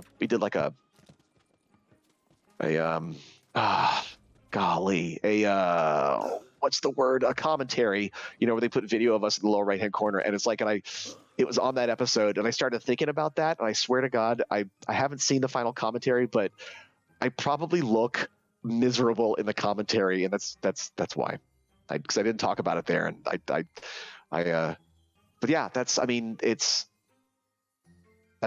I did that. Okay, sorry, golly, I ruined the stream. No, I ruined this. No. Okay, all right, okay. If anything, okay, if anything, someone said thank you for sharing. I jump on that by saying thank you for sharing, and yeah, no, you're right. She was absolutely with you, guiding you through that. I know you said it sounds weird, but no, absolutely. No, I like to think, it's because it was before, I started doing this full time, and I like to think, oh gosh, I mean, when I was doing stuff for Hasbro, I was in a GI Joe made for TV movie, like they made it as a pack, and they aired it on Cartoon Network, and son of a gun, she watched it. She watched this goofy GI Joe movie, and I'd like to think that, she'd be happy with what I'm doing now,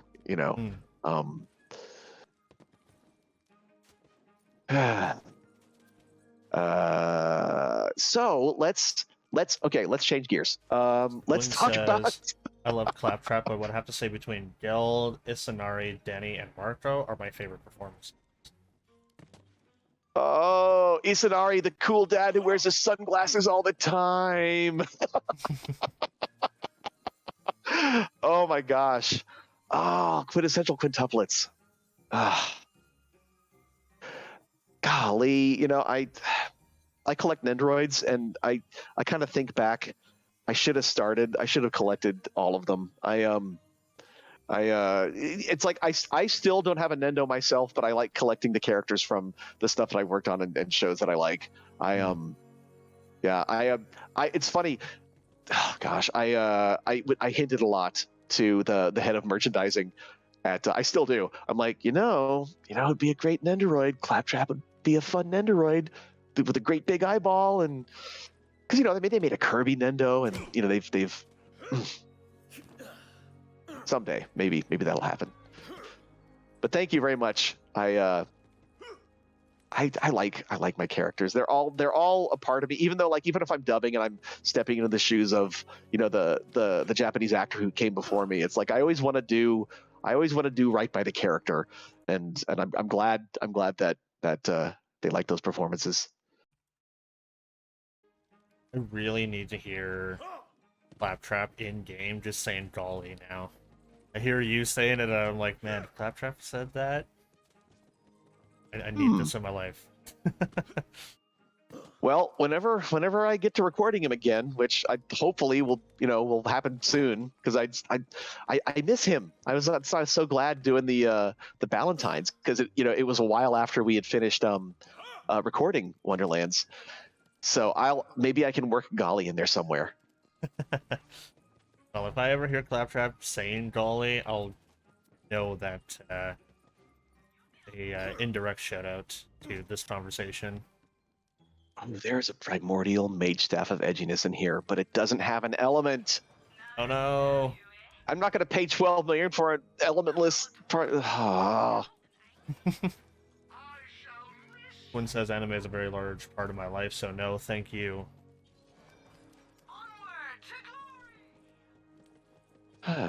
Speaking of anime, I'm not the biggest anime fan at all, but I did my research and saw that you have done voices in Tokyo Ghoul.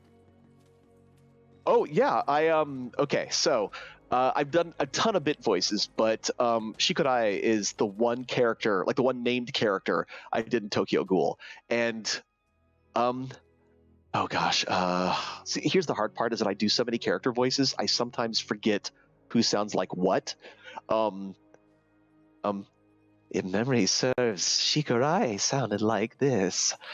A little off balance, and oh yeah, oh gosh, that's, now that I think about it, that's sort of like a creepy N. Ringard from Black Clover. Mm. Yeah, Shikurai, he was in Tokyo Ghoul. Is it RE, the most recent run of Tokyo Ghoul? Tokyo Ghoul, yeah. Yeah, that's so yeah. So yeah, Shikurai. That would have been RE. Yeah, I am so not that's surrounded by like Tokyo There's everywhere in my room. Multiple t-shirts, hats, I have a wallet, name it. Big Tokyo. You're like, I'm not into anime, but oh my god, I love Tokyo Ghoul. Yep, that's me. Here's the thing. It's like, you know, oh gosh, I'm one of those people that like, I worked at a video game store in college, and it's like I kind of like, if you play a game, no matter what the game is, if you play Minesweeper, if you're like the grandma who plays Minesweeper on Windows, I mean, that's playing a video game, and there's something to, like, you know, it's different genres. It's different books. It's different, you know, saying somebody's a bigger anime fan because they like one particular genre than another. It's like, I don't go by that. I mean, if you like Tokyo Ghoul and that's your thing, then I consider you an anime fan. It's like, that's your one thing that you dig. Like when I was working at that store, we had regular customers. It was a mom and pop store before GameStop ended up buying everybody. And there was a retired couple, because, you know, it was Florida, and there was a teacher and her children played games, and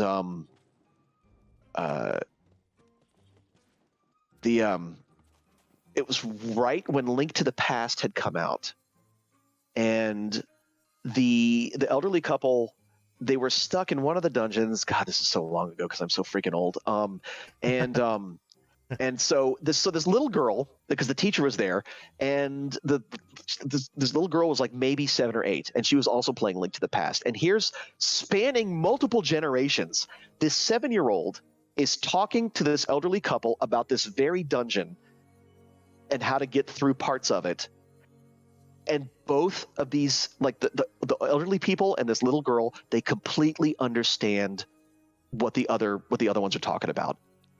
It's like there's this connection through the video game itself, across generations, that they're able to, like, they're on the same level. And, you know, it was, you know, I was still young, and I was like, it was, you know, you don't really have, like, you know, that many, you know, life-changing realizations at, you know, when you're just like at least, you know, that was like one of the first times I think I was like, man, video games are cool, you know, because it was like, to see that happen, it was just, I don't know, that was a very kind of one of the coolest moments in like video games ever for me, to see that. You know, it's like, because you could be two complete strangers, and then, but if you're both playing the same game and you start talking about it, you're part of that. You're brought together by that game. And that's why I love going to cons. I've been going to cons a heck of a lot longer than I've been a guest at them. I just like hanging out with people who like similar things that I like. You know, it's just, you know, when you're waiting in line to get, you know, an exclusive toy or something, and somebody's got a T-shirt on from like a show that you like, and you just start talking to them, and it was, when I worked for Hasbro, they used to do this thing where it was like, hey, who wants to help out at San Diego Comic-Con? Sign up for what shifts you're going to be working at the store and knocking down boxes and bringing stock out, and then you get like days off where you can just hang out at the convention. And I was like, I'll do it. That was one of the greatest like perks of that job was like the free trip to San Diego Comic-Con. Like every year, it's like you work several hours for like a few days, and then you get the rest of the con off. And so there's another guy who's wearing a Transformers shirt. I was wearing like my work shirt on, and I was like, hey man, nice shirt. It was freaking Grant Imahara. I mean, I saw the shirt before I got a good look at his face, and I realized, oh my god. And it's like, I didn't want to say I love Mythbusters because he's trying to enjoy the convention. I didn't want him to get like swarmed by people, so I kind of played dumb, and I was like, hey, nice shirt. And then deep down, I'm going, oh my god, this is Grant Imahara. I love it was just. It took everything for me to not go, I love your show. It was just, I remember when you built a giant R2-D2 on Junkyard Wars. It was just like, man. But yeah, it's like just to be able to like, it's nice to think that everybody can be like on the same level as just fans of stuff at conventions. It was weird. This is not like based, but I will always remember the time that I pre-ordered Borderlands 2. It was at a shopping mall when they did a release for it. Yeah. And everyone was just standing in line inside the mall, and this guy, he's coming by on the cleaning machine. He's driving by, and kind of looks like a Zamboni or whatever. And yeah. He's driving by this long line of people, and he's just looking all confused, and some guy just, like, cups his hand by his mouth, and he just yells, come on, catch a ride, and everyone but him knew what was going on. It's the greatest moment ever. And he did it the scooter way. Catch a ride! Yeah, precisely. Oh my Always gosh. That's a good one. One of my favorite waiting in line stories when we were when the PlayStation 2 came out, and this is before you could pre-order your consoles, and you just had to like camp out for the game to come out. So there is a Mexican restaurant chain here owned by a family. I don't think it's around anymore, but at the time it was pretty big, and there was one nearby like the neighborhood, and so we were camped out at a Target. And this one woman was part of that family, and she was calling like other family members, like, "Hey, there's very few people here. They've got this many consoles. You should drive up here and because it's a big family, so like they all have like different households. It wasn't like they were like trying to buy a bunch to scalp, the way people do now. And so they started showing up, and so we were camping out until like the morning thing. And so one family goes.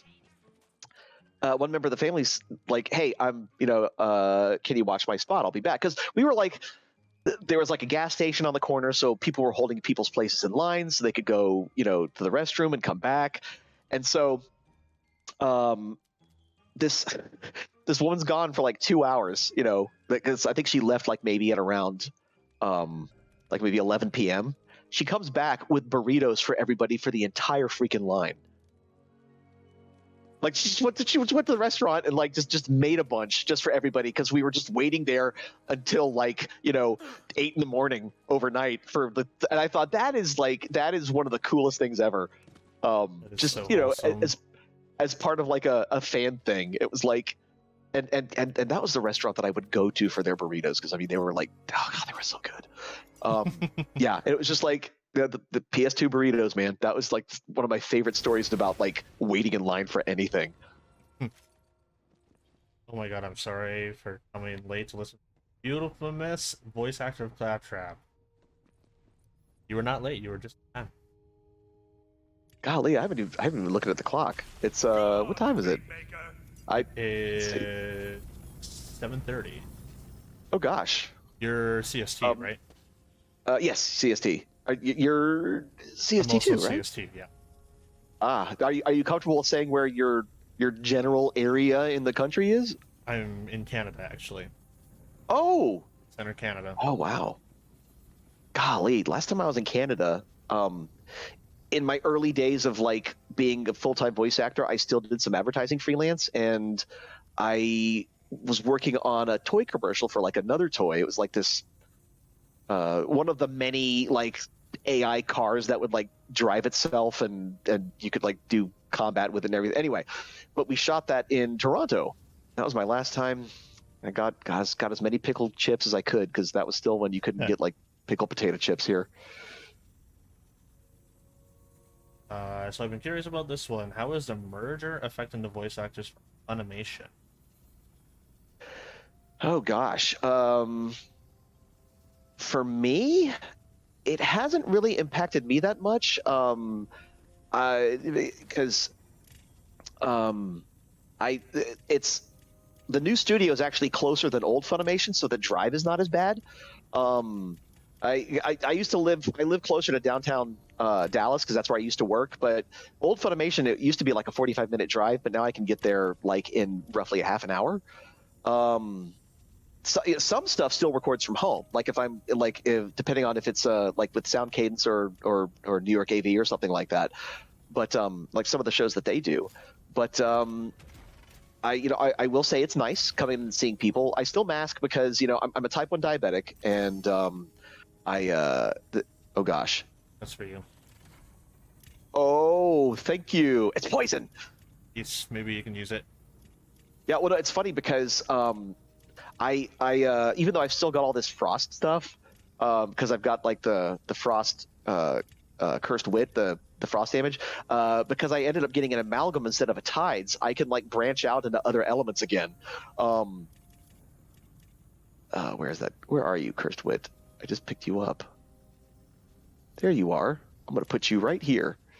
Man, I miss skins in a way, because that allowed me to I would basically give skins to my similar guns based on what element they were, and that way I could quickly see what I was firing at the time. So let's see. Is this my?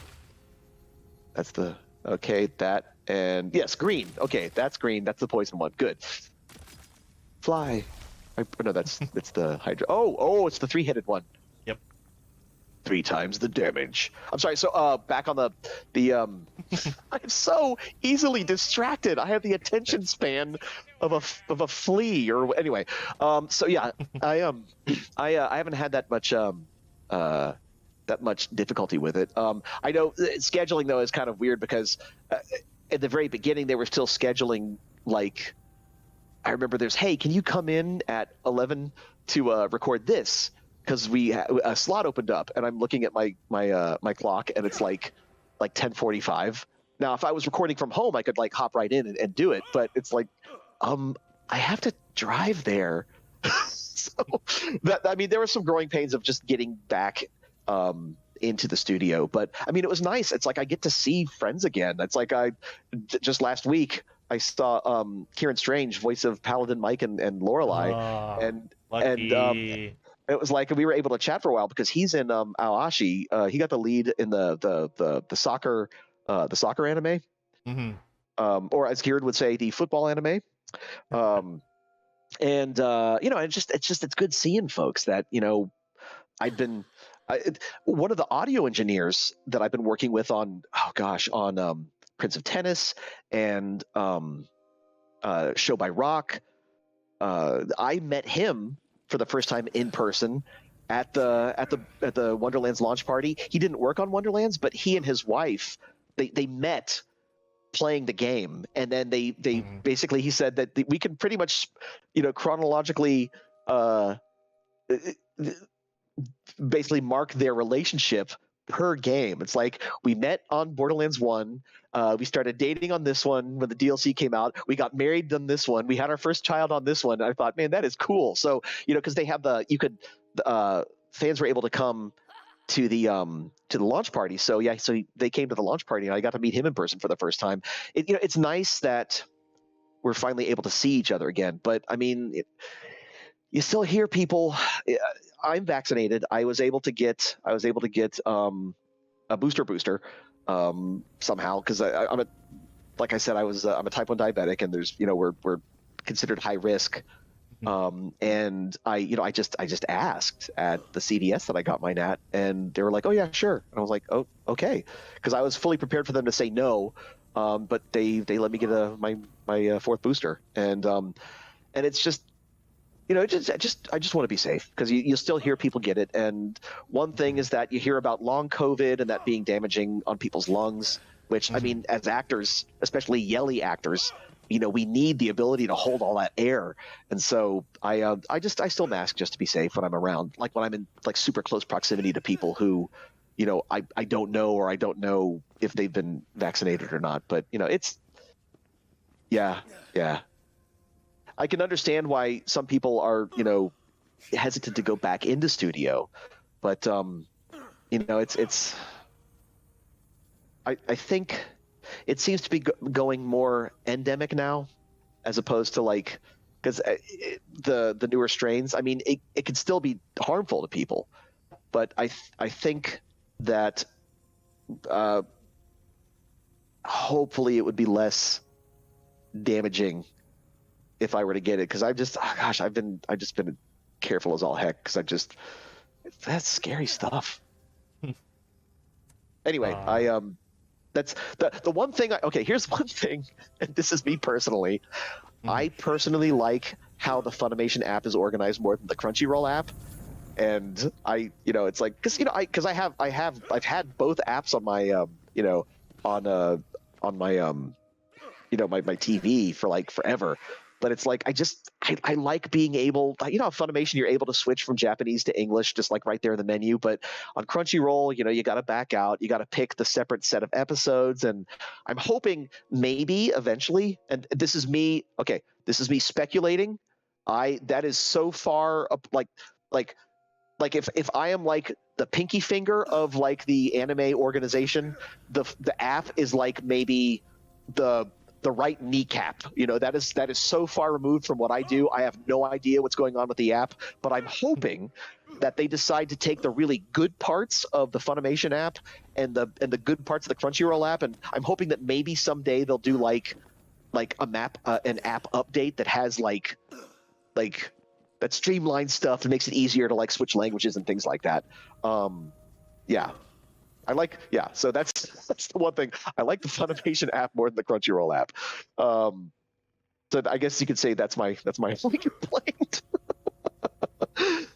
As Claptrap, were you able to add in lines that were not originally scripted? It's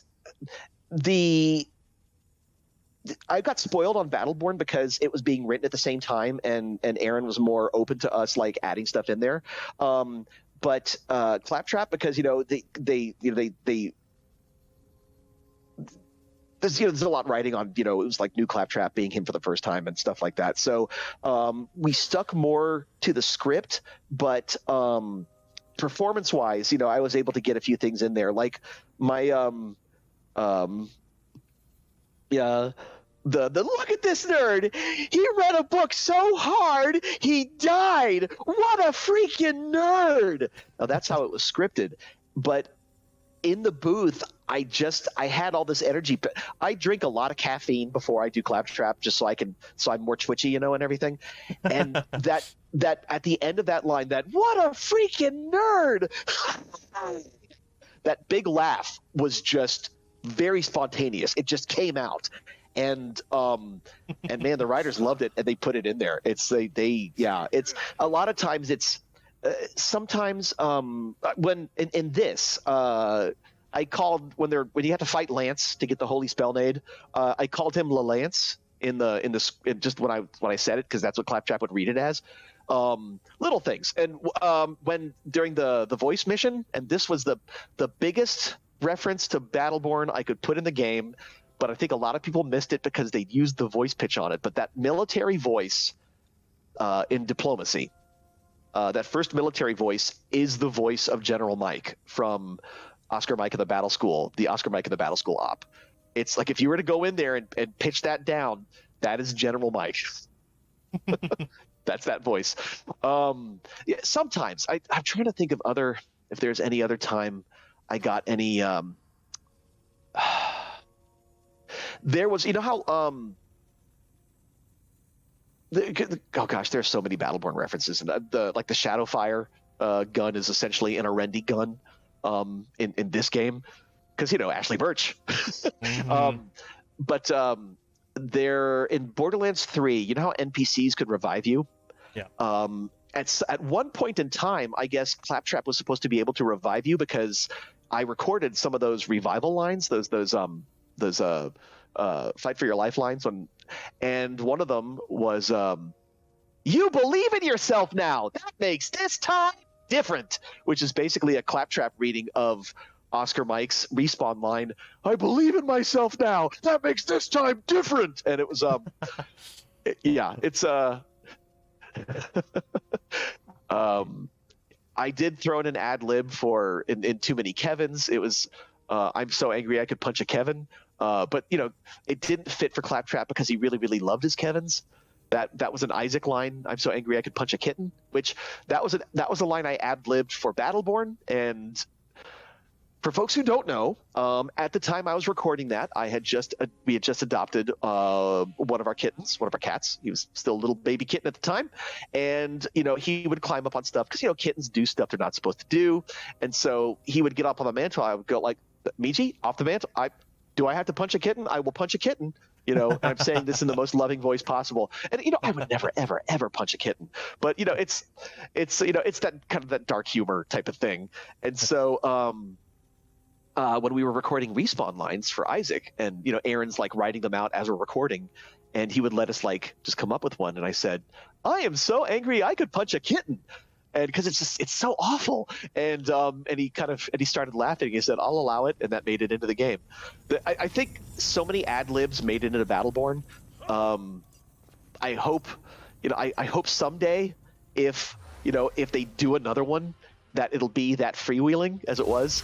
But yeah, Borderlands, definitely fewer ad libs. However, the singing, they let me ad lib.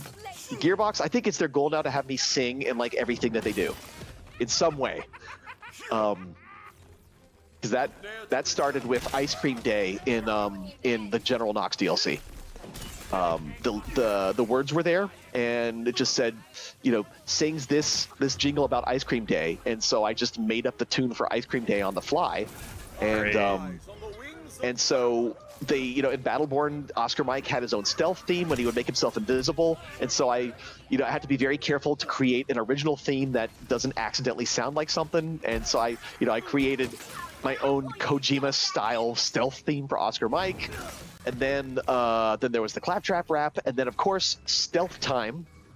That animation for him stealth sneaking was already done, because they did it for like beta testing internally. And so when I had to record that, the movements were all already there. So they just played it for me, and I recorded just his own stealth theme.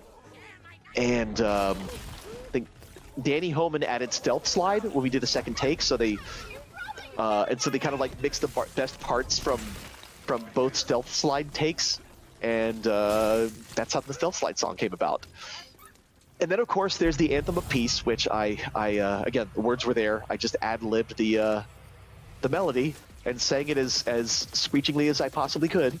And yeah, so if they don't have me singing in a future game, I will be disappointed.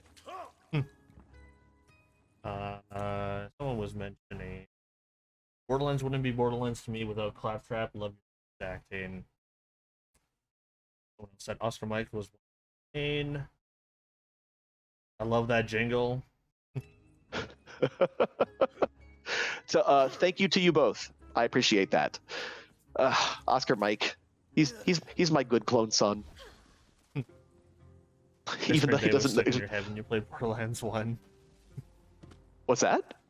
Someone said Ice Cream Day was stuck in my head when I played Borderlands 1. That's fantastic. Oh, snap. Ice Cream Day. Rocky Road. A la mode. Well, I'm in the mode for Ice Cream Day. Oh, wow. Somebody memed that into... oh, shoot. Am I not supposed to be looking? I forgot. You keep doing the runes, and I'm just like yapping. I'm just in my own little world over here on the other side. I should come and heal you. I'm a terrible co-op partner. All good. And again, I just totally lost my train of thought. It was ice cream day, and then... Do you remember what I was talking about? Oh, lordy. Talking about... You just sang ice cream. And Oh, yeah, that's what it was. Somebody sent it to me. They took the oh, don't look. Oh, we got it. Saw the fluttery bits. I saw oh gosh, it was the Nyan Cat, the do do do do do do do the and somebody had basically mixed that with my whole speech about ice cream day and the code in the manual. They they just like did a whole thing where they mixed that together, and it was before like there were those easy rip it off of YouTube the online tools, because I would have saved that. I was very proud to be part of to be memed into Nyan Cat. I've tried to find it since, but I can't. I don't even know what to search for. It's like ice cream day, Nyan Cat. It's like nothing pops up on YouTube, so maybe it was taken down or something. I don't know. I'm really bad at this game. You're carrying me. What? How? I died. I'm like literally. You I'm didn't? just like junior space cadet over here, just like shooting stuff when it comes up while telling stories. I would be the worst streamer because if I'm like super focused on the game, I stop talking, and then if I start talking, I lose my focus on the game. Golly, it'd have to be like a match 3 game or something. Hey, anybody want to watch me stream Candy Crush? It's just like, what do I do? It's hard to balance. I've learned that peripheral vision is probably going to be my best friend.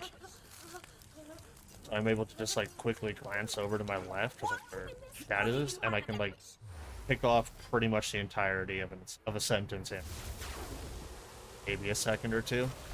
See, I would have to use like one of those robot chat voices that would say what people are asking, because to you. Yeah, I can. I mean, I can. There's a limit to like my multitasking skills. Because like when I'm focused on something, it's like it's hard for me to see. Look, I literally just lost my train of thought because I'm shooting these exploder shrooms. Oh, worst streamer ever. That's me. Would you ever consider auditioning to do audiobooks or becoming increasingly popular and require different voices for different characters? I actually have auditioned for audiobooks before, but for some reason I haven't landed any. I think the closest thing I've done to that, like to an audiobook, there is a board game that just came out, Familiar Tales, and it's a co-op adventure game. It's from the oh gosh, I think that what they made was Forgotten Waters, but it's essentially there's like a radio drama that happens with the game. There's like you can either boot it up on excuse me, I burped. That's fun. You could boot it up on your computer at the website, or there's like an app basically where it's like, oh, for this turn, you enter code 110, and then it gives you like a radio show of what's happening in the story. And in that, I am the narrator. I tell, I give the setting and everything like that. And there's, oh my gosh, there's so many other actors in there. The Fox familiar is voiced by Elizabeth Maxwell. You know her as the, I think, Strange A or Strange B. I can't remember which letter it is, but she's the Strange voice, the Tapestry of Worlds voice. Sabbath is like one of the gruff voices. I'm sorry, no, Sabbath is he is the golem. He's the stone golem in this board game radio show game, and it's available now. It's called Familiar Tales. That's not the voice that I narrated, but it's oh gosh, my allergies, I'm so congested. Let me think.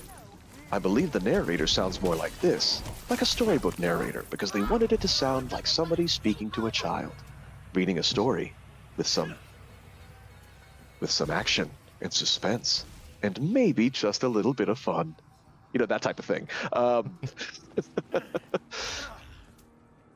One says, always nice to hear people that I have around, i.e. video games, anime, having type 1 diabetes, not one that gets talked about a lot. It makes you feel human.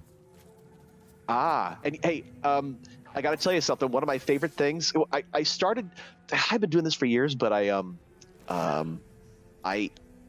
only started doing conventions like at Borderlands 3 because I was like captain, several bit parts, never always a bridesmaid, never a bride. It's like always doing like a bunch of bit parts and never getting a main thing. So it was when people, oh, you're Claptrap, would you come to this convention? So that's when that started happening. But okay, I had to write a bio, and so I realized that. So I wear an insulin pump, and I also wear one of those Dexcom sensors that gives you like a blood sugar reading every 5 minutes. So by the medical definition, that makes me a cyborg because I have mechanical parts that are replacing the process of original body parts. So if you're a diabetic and you wear either a Dexcom or a Libre sensor, or if you wear any sort of mechanical device that assists you in taking care of yourself, that makes you, by medical definition, a cyborg, which I thought that would be a fun thing to put in my bio because it's weird and it's true. So holy shit, I'm a cyborg. Yeah, so it's and I'd always been a diabetic and I always talked about it. And so I was at Youmacon and a kid came through and the autograph line, and they stopped and they said, I wanted to thank you for talking about being a diabetic in your bio because, a lot of people don't talk about it because, we get made fun of. And I didn't realize that who makes fun of a diabetic kid now? It's like, because I was already made fun of in school because I was a little nerdy kid, but who makes fun of a kid for like having to wear an insulin pump or something? I was partially infuriated hearing that, but I just put it in there because I thought it was like a fun little thing. But the fact that it made somebody feel better about their own diabetes, I don't know. It's just like it was like one of those awkward moments where you get like a rush of feelings you were not expecting at the time, and it was like, yeah. But I was like, oh gosh, thanks. And because again, I'm like, the way I'm playing this game, I'm trying to play the game and talk at the same time. And there I'm sitting there, I'm trying to like sign autographs and talk with people, and then I hear this and I'm like, oh gosh. It's like I found it touching at first, and then later on when there was like a bit of quiet, it was like I got a little emotional about it because I'm like, jeepers, it was I just want to entertain people. I want them to get some joy out of whatever it is I'm doing. But if I can help people like that in some way, that's just like a icing on the cake bonus. It's just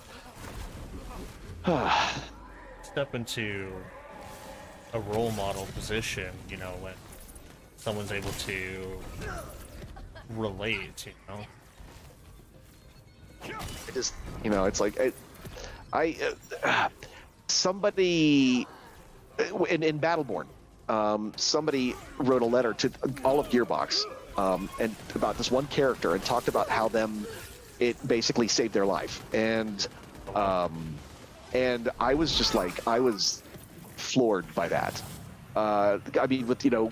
With my history with my mom and everything, and it was like to be a part of something. It's like, and again, that was at the time where, everybody, like one of the things that people used to love to post on any Battleborn post was Overwatch. Not even like a good insult. They would just just put the word Overwatch because, it was like they didn't even put effort into like making a clever insult. It was infuriating. And at the time, it's like I got tired of seeing that and I just posted, here's the thing, this, no matter how many sales or how few sales or how many sales we made, this game saved somebody's life, and that already makes it successful in my friggin' book. It was just, it was Good lord. Man, that melee buff is insane. Insane. Having a lot of fun with this build. One of my pride and joys. I call it Storm Striker. It's all based around lightning and cryo damage. One big bonk.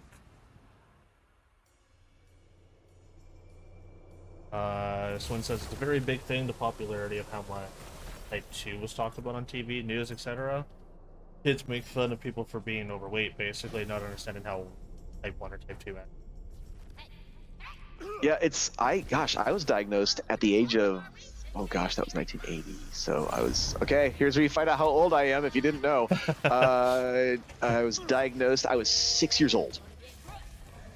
So yeah, I was born in 73, everybody, by the way. I am old. I always, it's like when I would play D&D with like Dante and like other folks from Gearbox, and I was like literally the oldest person there, and you know, they would make like Rick and Morty references, and I never really got into Rick and Morty, because and occasionally they would have to explain stuff to me, and I would make a reference to something like, you know, some sort of 80s thing, and they'd be like, huh? And then I compared myself to, if you ever see the movie 16 Candles, Annie Potts plays like the cool older lady who works at the record shop.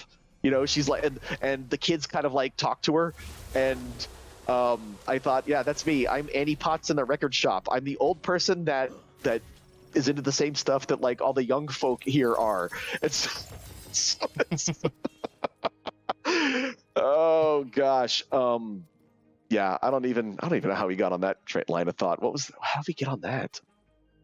About type 2 and type 1, and when I was diagnosed. Yeah, it's God, that used to infuriate me when people like, you know, well, maybe if you taken better care of yourself, you wouldn't be in such. It's like not everybody is. It's like, ugh. And even so, it's like, I mean, that's just like a really crass, very, you know, self-centered way of looking at things. It's just like, I don't. An outside looking in you.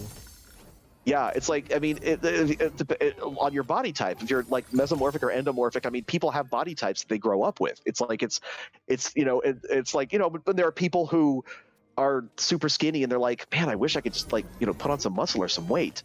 That's the same.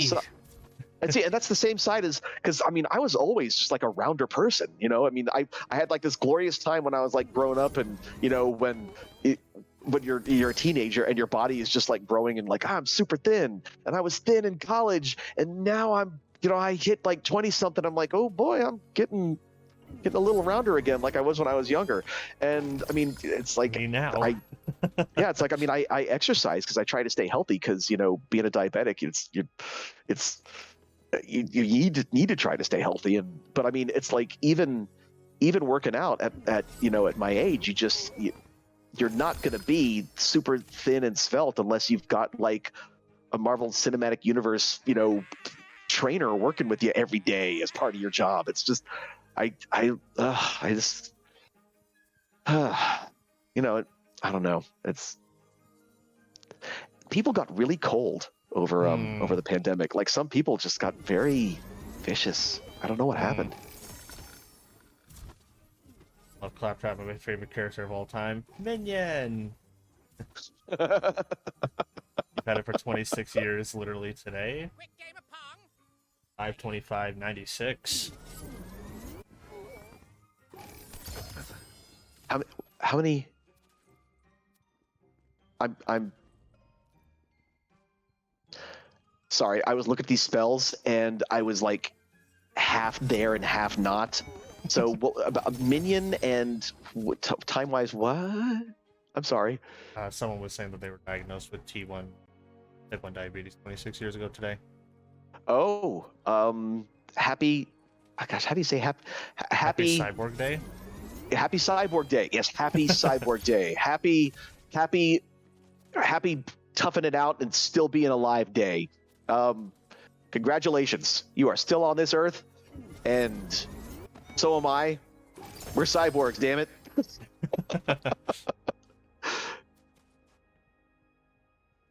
Oh gosh. My mom was an RN, and she knew something was up. We were on vacation on the other side of Florida. We were at the Kennedy Space Center, or Canaveral at the time, or I don't know what they call it now. But I was like, she's like, you're very tired and you're running to the bathroom a lot and you're drinking a lot. And she knew. She's like, she had a feeling she knew what it was. So I went, when we got back from vacation, went to the doctor and diagnosed in the summer. So. Armor, gosh. what the heck? What's that? What'd you get? Primordial armor in the vendor. Whoa! What is it? Oh, it's still Amnesia's, isn't it? Yeah. Oh, you got a primordial armor. I just have a wild mage's selective amnesia of the Chaos Fiend. No, it's funny. The group I play in, we call them vanilla if they don't have like chaotic or volatile or any of the chaos enhancements. So, the first drop that I got of the DLC, it was the Cape of Tides, the new armor. I got it as Berserker and Stabomancer. It was fire rate, all damage dealt, and movement speed. It was primordial. wow. First drop, and I think I cried that day. My first here, I think I still carry my first primordial.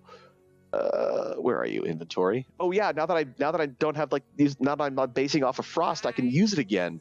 It's a primordial White Rider. Where are you? Whoops. No, not you. There we go. Talking to my guns like they're people. Oh gosh, the ion laser in. Wow, I remember farming for like the perfect ion laser, in Handsome Jackpot, because I was running like shoot forever modes, you know. At the time when the ion laser was like, oh, that's the best gun.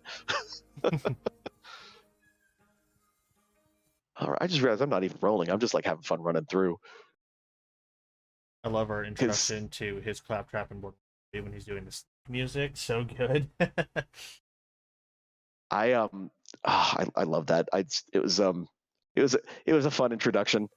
One of my favorite things, Sung Kim, one of the animators at Gearbox, he posted a streamer had posted the Korean version of Claptrap doing their version of my Stealth Slide song, and it's weird because, you know, I've dubbed so many things from Japanese, and like there was a Korean live action movie that we did into English, but to hear voice actors in other languages literally dub my performance in their own language was kind of mind-blowing, and it was the coolest thing. I was I actively sought out like what the other ones sounded like the German version and the Spanish version and the French version. It was just any version I could find. And I only did this recently. I found the Claptrap Explores Pandora, you know, that little trailer where he does like the wildlife narrator version of Pandora. And I found that because that was marketed in all the different regions for 2K, and I found like all the different versions of Claptrap, and I kind of edited it together with like saying what language it was in, and I meant to do that way back in before Borderlands 3 came out, but I never got around to doing it, and I only did it recently. So it's I think it called it Claptrap Around the World or something like that. If anybody wants to check that out, it's fun. I think it was Spanish Claptrap that had the best scream. I absolutely loved it because he's talking, and the word, I think the sentence must end in the vowel sound, like the E vowel sound, and he just basically stretches out the word as he goes flying through the smokestacks. It's like you just hear him go, "Ee!" It's great. I also love the mission in the end. Claptrap dances with wheelchairs, so wholesome. That was great. I loved that because, you know, even though Veronica left him, he found somebody to be friends with him. What the heck? I accidentally moved out of my my emote. Yeah, I like that. I thought that was very sweet. Why is my emote not going on here? Am I like am I drifting or something? There we There you go. Yeah, I thought that was very nice. It was like when I was recording it, I was just like, oh, what a good boy. Good boy. This is when he gets hit with the when baby she answers the door with the shotgun. Like, why is that everybody's first reaction to when they hear me? Y'all Shoots love him. Claptrap. He's the friend in the group that you tease, but if someone else teases him, it's go time. He's my good boy. It's I always I refer to like the voices I work on as my vocal children, and it's even though I've adopted Claptrap, I love him as if he was my own. He is my son. He's I want to take care of him for as long as Gearbox will let me. He's a good boy. Well, I will attend Claptrap's birthday. I forget this is a formal invitation to all of Claptrap's future birthdays. I will definitely attend. Pizza. Coming from, oh gosh, so this is a thing that I thought of a while ago, and I hadn't really thought about it until now. But in my early advertising days, the whole reason why I ended up in Texas was a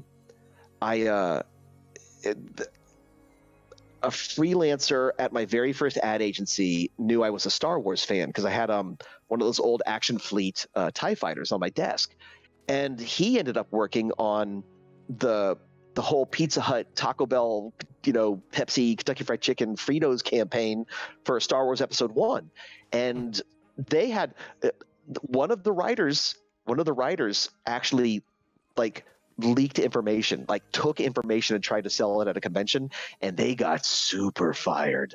And so they needed a new writer for that. They needed a new writer, and he's like, I know just the person. And he contacted me, and I had actually suffered my first layoff from the tiny agency that I was at. And I thought, oh my gosh, I will totally work on Star Wars, and I will not say a thing.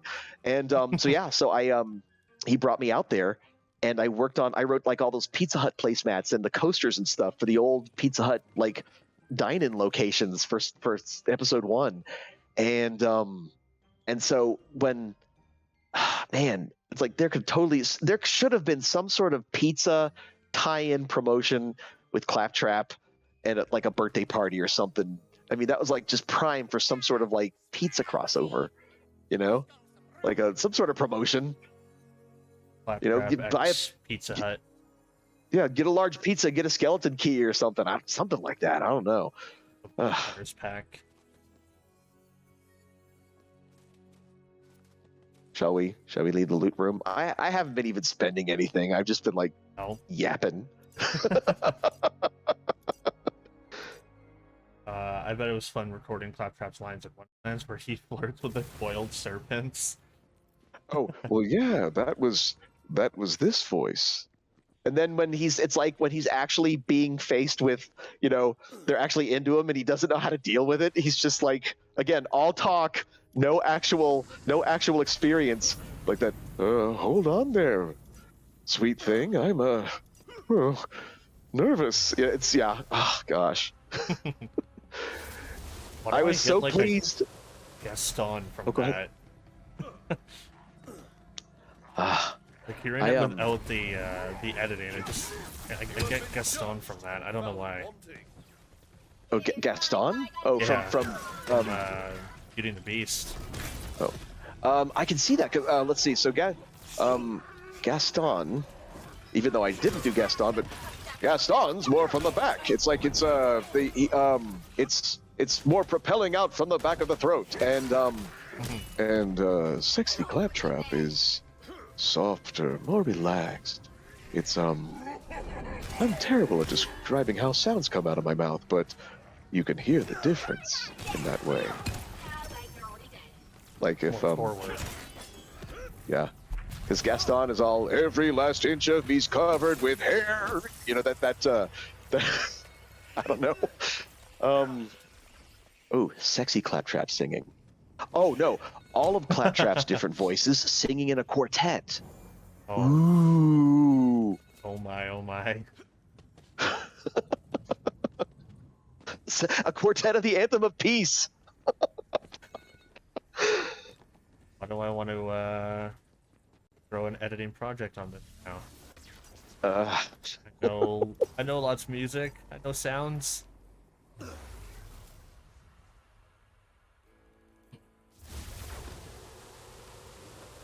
I'm letting you captain the actual game. I'm just bonking and laughing. It's a great time. It's like out of habit, I'm like still trying to kill stuff from inside the circles. I should just run and shoot stuff. Like these scuttles. Oh. And oh boy. I'm able to tune in further over dinner. What's up, Bullet Slayer? How you doing? Hello, hello. Reminds me of the Overwatch League promotion that Pizza Hut did a couple years ago. There was a team so bad that they won their game. We got free breadsticks. I did not know that. I was unaware of that. I mean, golly, and Overwatch just there's the Lego Overwatch. Oh my gosh, I'm a big Lego fan, by the way.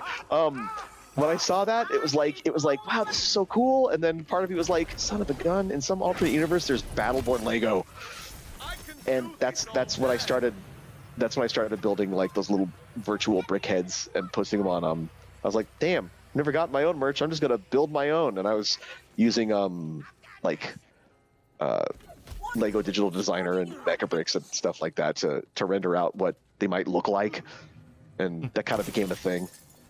So every so often I'll do more Lego art. Like self promotion. I am doing a Streamily signing on Saturday at 7 p.m. and my Wonderlands print that I made.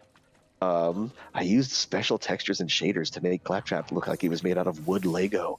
I've got a Wonderlands print, and it is premiering there. So yes, if you go to streamelite.com/Jim Foronda, that is my store. And if you want me to sign something for you, I got my other prints there too, and I will and I'll do the whole shout out thing. It's my very first Streamily sighting, my very first time streaming by myself. Period. So I'm sure there'll be lots of technical issues, but yeah, I'm doing that on Saturday. Nervous as hell. I feel like I should attend. I feel like it's required. I have to. I want a Claptrap print. I've got my print I made for Borderlands 3, and I've got my Claptrap print, and I've got I've got Sleepy Princess of the Demon Castle. I've got a Millionaire Detective thing. I have a Pop Idol one as well. And oh gosh, what else did I make? I did Pop Idol, Sleepy Prince. Oh, I do have a My Hero Academia one too. I built a big muscular, and that's just a fun thing I do. I'm thinking there, I'm thinking maybe I should actually get some prints commissioned in anime art style, because it's a very, very small, I think, intersection of, like, if it was a Venn diagram of hardcore Lego fans and anime fans, there's like a tiny little intersection there, and that's where my prints fall. So I need to get some more anime style prints.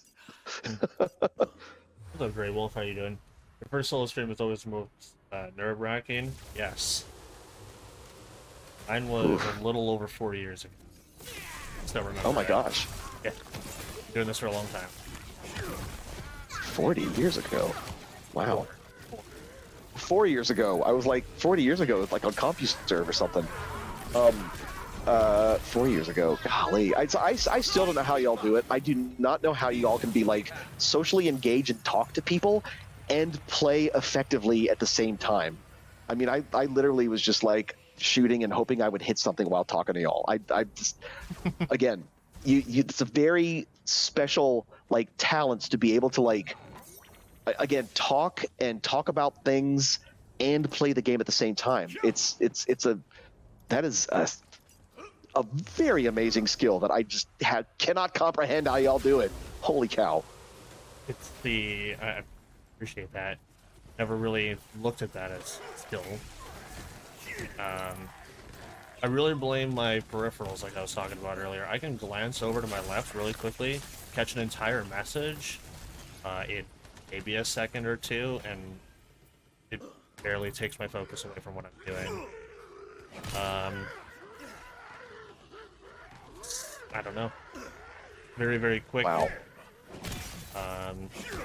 And a lot of it is talking to yourself in the mirror, and you just take every single thought that you've ever had and you just speak it out loud, and there you go. Oh, when you're playing, do you have like your camera on the in the lower right hand side so you can see if you're like on camera or not, or is that how that works? No, I don't look at myself at all.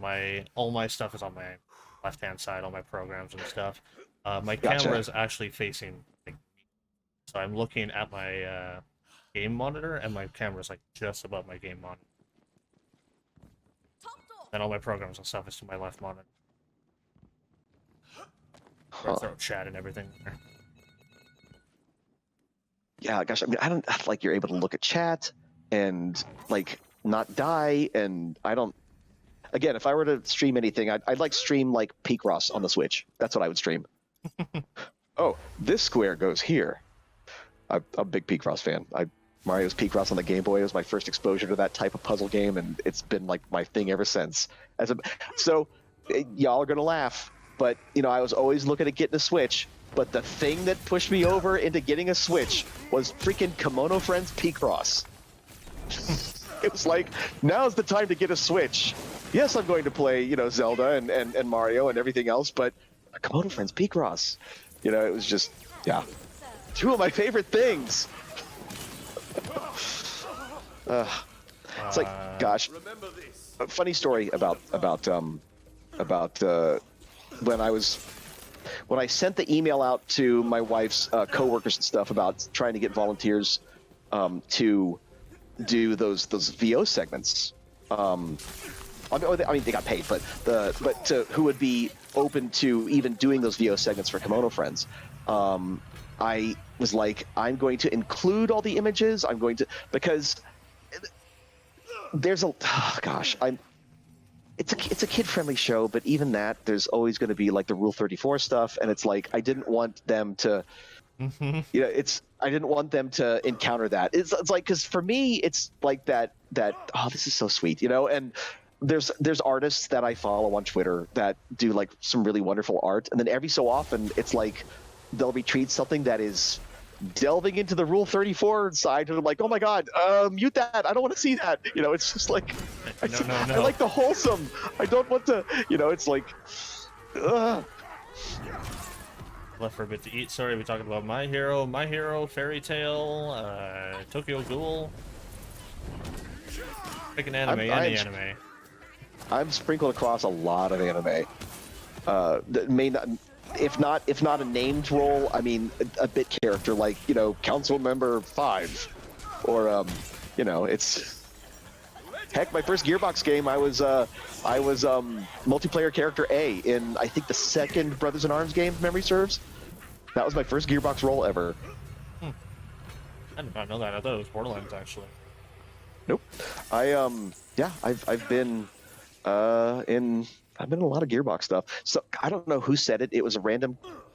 I wish I could find it. I don't even remember where I saw it. But when Battleborn came out, somebody posted that I was the Nolan North of Gearbox, and I thought, I'm very flattered by that.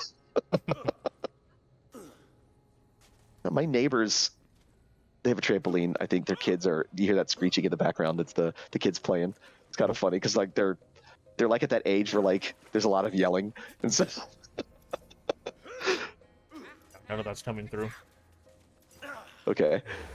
I'll just repost this here. We'll call it the Claptrap Quartet for the Claptrap singing group. Oh boy. Oh, it's Parasite. Let's see. How fast can we kill him? He's gonna be dead by the time I get down the damn slide. I know it. I feel so bad for Parasite. And then you watch everything just vanish. I helped. I didn't have my curse whip broken. It could have been faster. Gosh, yesterday I one-shot one of the raid bosses. I was like, oh. Did not see that happening.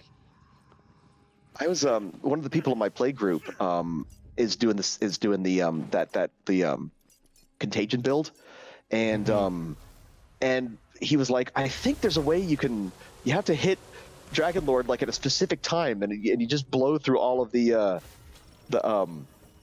I think we still ended up having to fight Bernadette, but I mean it was just to watch all the different stages just get wiped out. It was like, oh, you don't have to sit through those.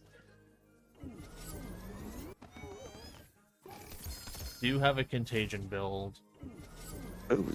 I played it a little bit differently than most people. I went with Stabbomancer and Spell Shot, but Stabbomancer keep the moderator. I wanted to do magic melee. Sounded like fun. Ooh. Yeah, my friend's doing grave stab. What is that? That's what do they call that? Oh, I don't remember the multi-class names off the top of my head. That's my weakness. Yeah. Yeah, I first started out as a spell spore, and I realized that I was like dying a lot because there wasn't many like healing viability options. So that's when I thought, well, I'll try Spellgrave and see what happens. And then I started seeing the first rumblings about how Double Knot works, and I didn't quite grasp exactly how it worked until I was like, oh, so that's what I'm running. I felt kind of guilty because, oh, go ahead. No, you were continuing the thought. Go ahead. Oh, one of my friends was like did the voices for the mushrooms, the shroomies, and I was like, I'm so sorry, I had to leave Spore Warden. By the way, B, did Jim introduce himself with "Hello, Meatbag"? Unfortunately, not. Oh, does somebody? Oh gosh, hello, Meatbags. The only thing missing is the computer sound effect.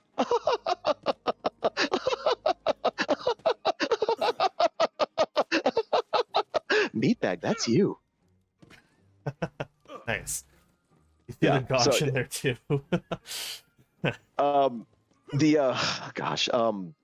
That was scripted in Battleborn, uncomfortably long laughter, and actually it's subtitled as that. And I managed to get, I don't know how I did it, but when you hear that in Battleborn, which you can't anymore, but you can hear it on YouTube, that was one take. That was me laughing in one breath. Jeez. The dialogue, I went from the dialogue to the laugh to the, I know it's you, Gleese. And I managed to get that out.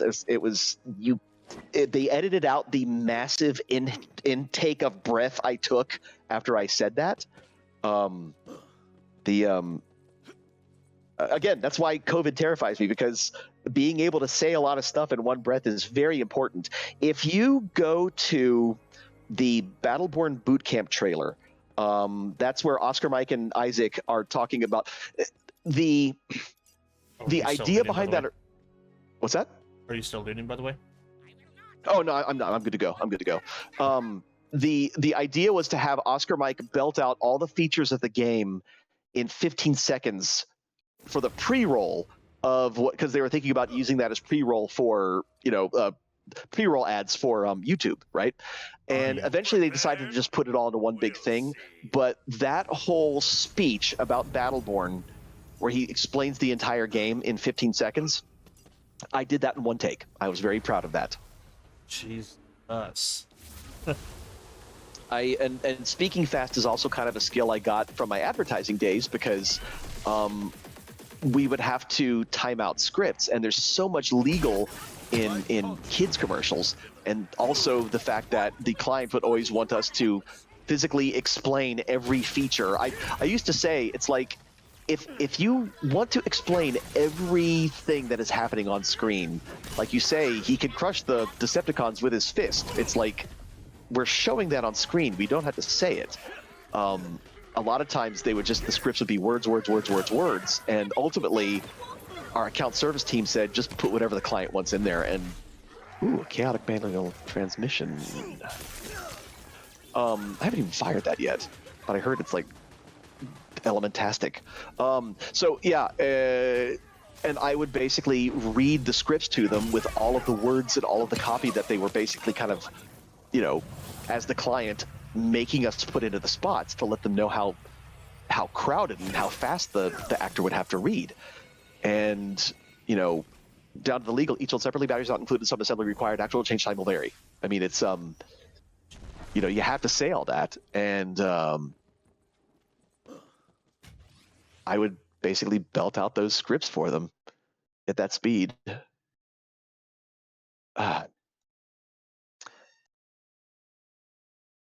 Yes, actual change time will vary is a thing that you started hearing in Transformers commercials in the early 2000s because the legal team had concerns.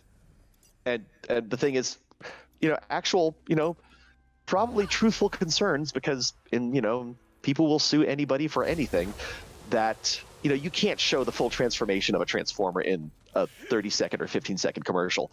So we would either use fast motion or we would use like the thing that I always wanted to do, and we didn't do it until like way far into the when I was working on them was, you know, in the shows they would always like in the animation there would always be like a super close-up of like, you know, gears grinding and levers moving and stuff. I always wanted to do close-ups of the toy, you know, just different steps. And of course you have to show what is called hand activation. You have to show a human hand, a child's hand doing it, so the viewer, the child, knows that it is not doing that action by itself. Yes, and but because, you know, we did the condensed version of the skip, I don't need that. We would have to say actual change time will vary because, you know, in America, where everybody sues everybody else, somebody might say my kid couldn't change the toy at the same speed you were showing it on the commercial. So that's where actual change time will vary comes from. That's the kind of thing I have in my panel when I'm at conventions. So I have all kinds of behind the scenes toy commercial stuff and like photographs and everything. But yeah. So B, as you know, I would like to get into voice actor. So one, I guess it's a two-part question for you. Usual advice to move forward with getting into voiceover work is part one. Part two is insurance. That's something that does worry me about trying to get into voiceover work, and making it full-time is having insurance. Yeah. That was okay. So getting into voiceover work is basically it. The number one thing is acting or presentation in some way. Like if you're going to be doing like presenting like to MC stuff, that's good. Public speaking is good if you but acting, whether it's like an acting troupe, like a community acting troupe. Hey, we're, you know, the local players are putting on this, you know, Tennessee Williams Cat on a Hot Tin Roof. I mean, acting in some way, shape, or form, whether it's a friend's YouTube, you know, serial, or, you know, again, in person, you know, on stage. Acting will help you. Actually, one of the things that a lot of people don't realize, but when you play Dungeons and Dragons, are you speaking in the voice of your character? Are you becoming that character? When, like, if you're having a debate with the DM is playing like the shop owner, and you're, you know, negotiating for a lower price, and they're playing the shop owner and you're playing the character, are you acting? Are you negotiating in the voice of your character with their personality? That is acting. Dungeons and Dragons is one of the best acting schools ever if you inhabit your character. When I was playing with friends, you know, the friends that I made at Gearbox, we were having a debate about a thing that we did. It was a one-off, and I was playing a talking badger named Faldo, and he was angry about the one thing that this god did. He was beating down the guy who ran this fruit cart. And yeah, I did what he had it coming. And so apparently I was like too convincing in my anger. And I had to explain to my friend, I'm like, oh, no, I wasn't angry at you. I was being the character. Oh my gosh, it got like, apparently I made things really uncomfortable because they thought I was like legitimately angry. And so it's like, when things get heated, I would say, okay, in character. And then I would like do that because I didn't want them to think that I was actually like angry at them. It was yeah, so I was apparently too convincing in my anger. And so yeah, it's you can really learn when you're playing your character, you're inhabiting that character, you're being them, you're speaking in their voice and their personality.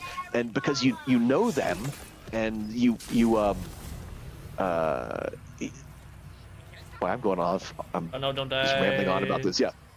Yeah, Got I'm alive. Yeah, I'm sorry, I'm rambling about this, but yeah, D&D is, unbeknownst to a lot of people, you're acting.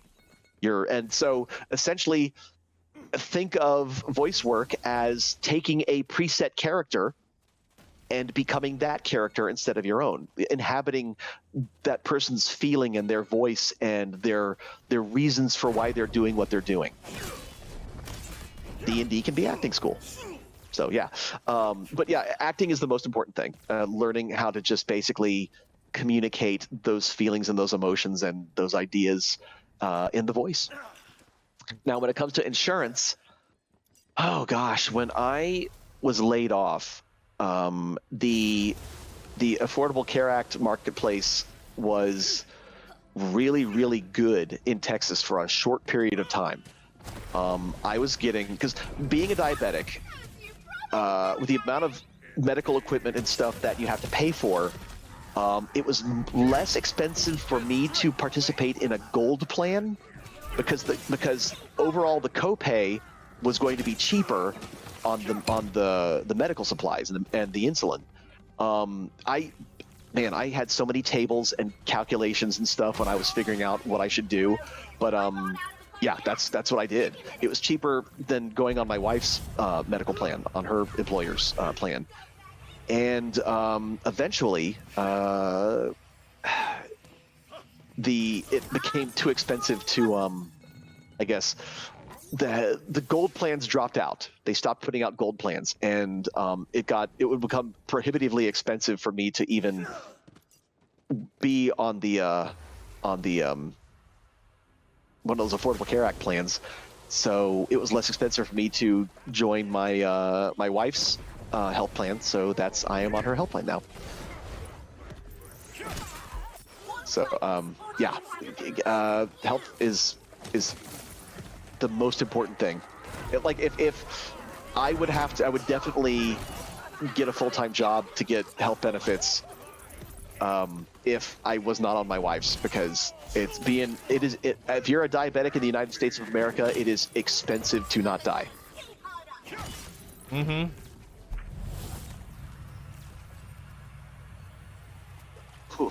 Basilisk 69, thank you so much for that follow. Thanks.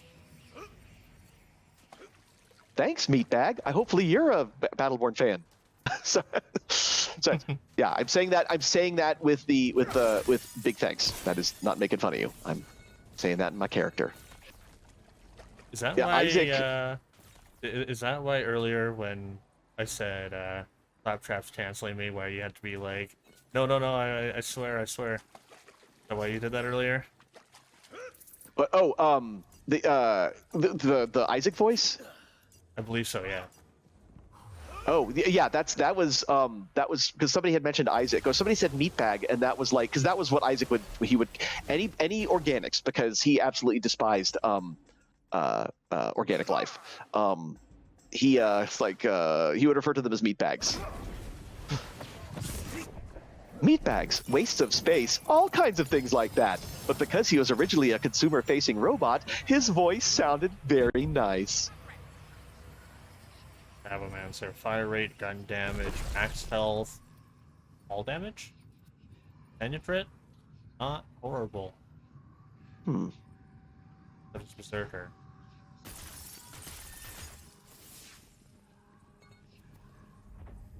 You know what's funny? How the amnesia has been like the legendary of the week in the loot room. Mm-hmm. I watch the freaking Cape of Tides be the legendary of the week and like the first thing pop up, you know. Golly, I got so many purple Capes of Tides. Is it okay? So is the plural Cape of Tides, like Cape of Tideses, or is it Capes of Tides? I think it's Capes of Tides.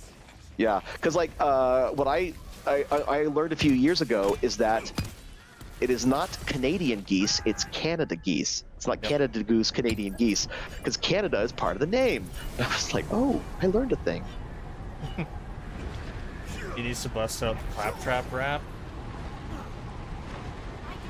What they call me, see, L4PTP only got one. Even I can see that when it comes to this vault hunting mercenary game in a world of nobodies, I'm the #1 name. Elpis, Healers, Pandora, and Space. My mono wheel takes me all over the place. Wherever I go, I win minds and hearts. Don't need to climb stairs when I'm climbing these charts. And then my lyric memory gets a little shaky after there. Someday I'm going to learn that thing. I've been trying to learn that. I'm trying to learn that like by heart, the whole thing. Impressive. But oh gosh, I keep looking at the light. Oh, I'm done. I don't even know where the enemy is. No ads to kill. Hey, Queen Ninja, how are you doing? Hello, hello. Somebody say hi, Queen Ninja. That's the better half of Bflattened. Oh, hello. Did you say Queen Ninja? Like Queen and Ninjas? Yeah, Oh, like the hello, Queen Queen of Ninja. Ninjas. Hello, Queen Ninja. Hello, Queen Ninja. Sorry, I had to. Had to Claptrap voice it. Oh, I forgot. I'm supposed to go into the portal. Oh gosh, see, I'm so distracted. I respawned and I'm like, oh, that's where the boss is. I had to go to the portal. Worst streamer ever. That's me. Have you seen a stream of mine? I'm pretty bad at them. You're engaging with people while also playing, so you're already 11 billion times better than I could ever possibly be. 11 billion. That is my favorite number now. I can't take credit for that. That's SNL Celebrity Jeopardy. You can hear Claptrap all in this dude's voice. It's fantastic, right? I needed to hear, like, at the very beginning, I needed to hear what Claptrap sounded like without, like, before post-editing, like, before editing, you know? Before I'm turned high and screechy. It's beautiful. Oh, okay. So, at the end of Diplomacy, because one of the things that they always have me not do is like in Borderlands 3, they said don't get too high because it gets really grating. In my pitch, and so at the end of Diplomacy, when he talks about it getting his old voice back. When he says thanks, I made it a point to get higher and higher and higher in my delivery, and that thanks is literally me going thanks like that in my highest possible voice. So when it got pitched up, it became just like pins and needles in the ears, like screeching. Oh my god. Yeah, because I knew after the processing it was going to be just unbearable, and so I got as high as possible for that final thanks. Excuse me. Oh yeah, so anytime I insult myself, Queen Ninja just yells at me and forces me to compliment myself. Thing apparently. Well, it's self-depreciation because that's a thing that I do as well. Because I am awful with compliments. It makes me uncomfortable because I feel like undeserving of them, and it's taken me a long time to get comfortable with it, and so it's like that self-depreciation is like they say it's like it's actually harmful. So I try not to do that anymore. So Queen Ninja's just taking care of you. That's me too. Looking out for you. Self-compliments are the worst. So bad. That mission was the best. Love Claptrap's voice. Hell yeah. Thank you very much. That was fun. Dante wrote that specifically for me because he knew I could do different voices. Oh, she's going, I am waiting. Hi, my name is Bflattened, and I'm here live streaming TV/Bflattened with the Jim Foronda. With Claptrap and Borderlands 3, Tiny Tina's Wonderlands, and also, correct me if I'm wrong, Borderlands 2's Fight for Sanctuary DLC. Yes. I did do my research. This is a lifetime opportunity for me, and I am super freaking nervous prior to. Good catch. Keeping it family friendly. I heard that extended F. I am super freaking nervous. It was there. It was on the tip of the tongue. I had to turn it back a little bit. That's see you could be like on live television. You're good at like not letting them slip. Because I mean this is a stream. It's the FCC can't come hammering down on you for saying a bad word. So it's true. In terms of swearing, I don't really mind it.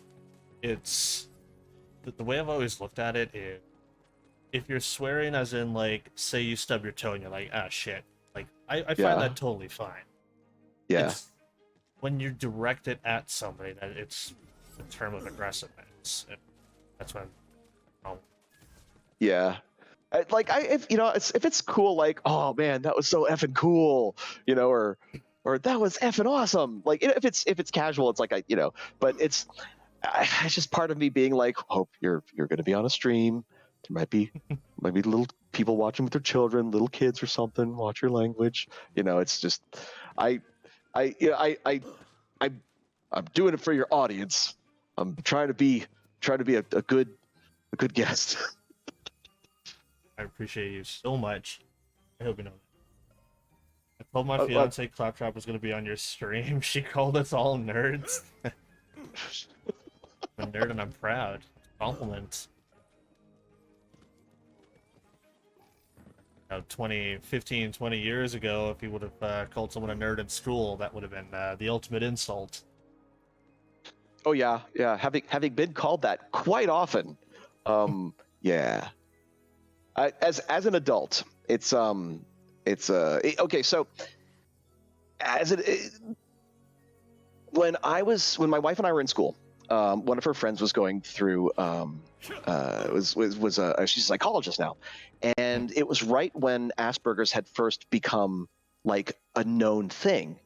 And so I was talking about a family member of mine, like another person in the family, and dyslexic, and went through the teaching of like identifying the meaning of like the seemingly random shapes and stuff like that. And she said, that sounds like Asperger's, and so I read up on it, and I did more research on it, and I thought this is fascinating. And then later on, when they removed Asperger's from its own separate thing, and they rolled it into the spectrum, the autism spectrum, and because I realized, and I was researching that, and I thought, wait a minute, that sounds like me as a kid, and that partially sounds like aspects of me now. And I've never, and this very same friend who's like a doctor now, and she lives in the same state that like my other family members do, some of my family members do, and my wife, she meets up with us and I asked her, it's like, is it possible to get an autism spectrum test as an adult? Because here's the thing, there are aspects that used to bother me as a kid that I've grown to rationalize my way out of not worrying about. Like, oh, this magazine, I'm going to buy this, but it's been creased, it's been bent because somebody pulled it forward. I used to be where I wouldn't be able to buy a copy of a magazine because the spine was like kind of folded. And then, as I got older, I would rationalize myself, I'm going to read it, I'm just going to ruin it anyway. And, it's like when I would buy a Blu-ray or a video game, I would like try to find one where the insert, like the cover, was straight, was like horizontal with like the plastic sleeve. And again, it's, why am I doing that? And I learned to basically, logically look at it and go, I can just straighten it when I get home. And, it's one of those things to where as an adult, I've realized shit, I'm on the shoot. So, see, there I go. I slipped. I'm on the spectrum, not officially diagnosed, but I mean, it has been diagnosed in my family. It's there, and it's like, growing up with those quirks before people knew what being on the spectrum was. I was just like a weird kid who like had difficulty, like socially awkward and not reading the room very well and everything. It's like, and I've learned that. I've learned that as I've gotten older, and it's just like, I mean, the mimicry of like cartoon characters that I did, that became the basis of my career, which is, I'm thankful for that. It's I don't even know where I was going with this. Growing up as a nerd, it's like, it's like, surprise, you're on the spectrum and you didn't even know it. It's one of those things to where even if I like when you take those online tests, another friend on the spectrum was like, well, yeah, I mean, you've literally grown up masking yourself and learning how to assimilate into stuff. And I think I've done it so much that things don't bother me now. It's like, it's I'll just, if there is an uncreased magazine, I'll buy it. But if there's one that's creased, I'll get that one too. That type of thing. Even though nobody reads print anymore, so I don't even buy magazines anymore. But if there's a game there, if it's the only copy on the shelf and the insert is crooked, fine. It's I have a friend who the thermostat can only be set to 70 or 75. It can't be an off number. And one of the things that I learned, that I taught myself, was think of, off numbers are weird for a lot of people. So think of something else the number represents. My wife was born, in 72. So set the air to 72. That's the Karen temperature. 77, that's the Star Wars temperature. I mean, you put a meaning to the off number and then it's okay. It's like, that's something that I just did on my own. I didn't realize that it was like dealing with like a spectrum thing until, I learned more about it. So, there you have it. What's up, Sunswolku? How you doing? That name still. 65, 68, 70, the full numbers. It's so difficult to like understand what those mean, because you're Canadian. Those mean literally nothing to me. So I forgot you're Celsius, not Fahrenheit. Oh, I forgot. But, wait, if memory serves, doesn't Canada still use imperial measurements for speed, or am I thinking of another metric using? That'd be Great Britain. Yeah, because I know Britain uses metric in some stuff and uses imperial measurements for other stuff. I remember reading that somewhere, and I was like, huh. It's the worst when you get diagnosed later in life, like 20 plus, because you don't get to understand yourself. But I was lucky to get 5. How are you doing, by the way? Good to see you. It's dumb like that. We want to be different. There's only 3 countries in the world that still use full imperial measurements, and 2 of them are third worlds.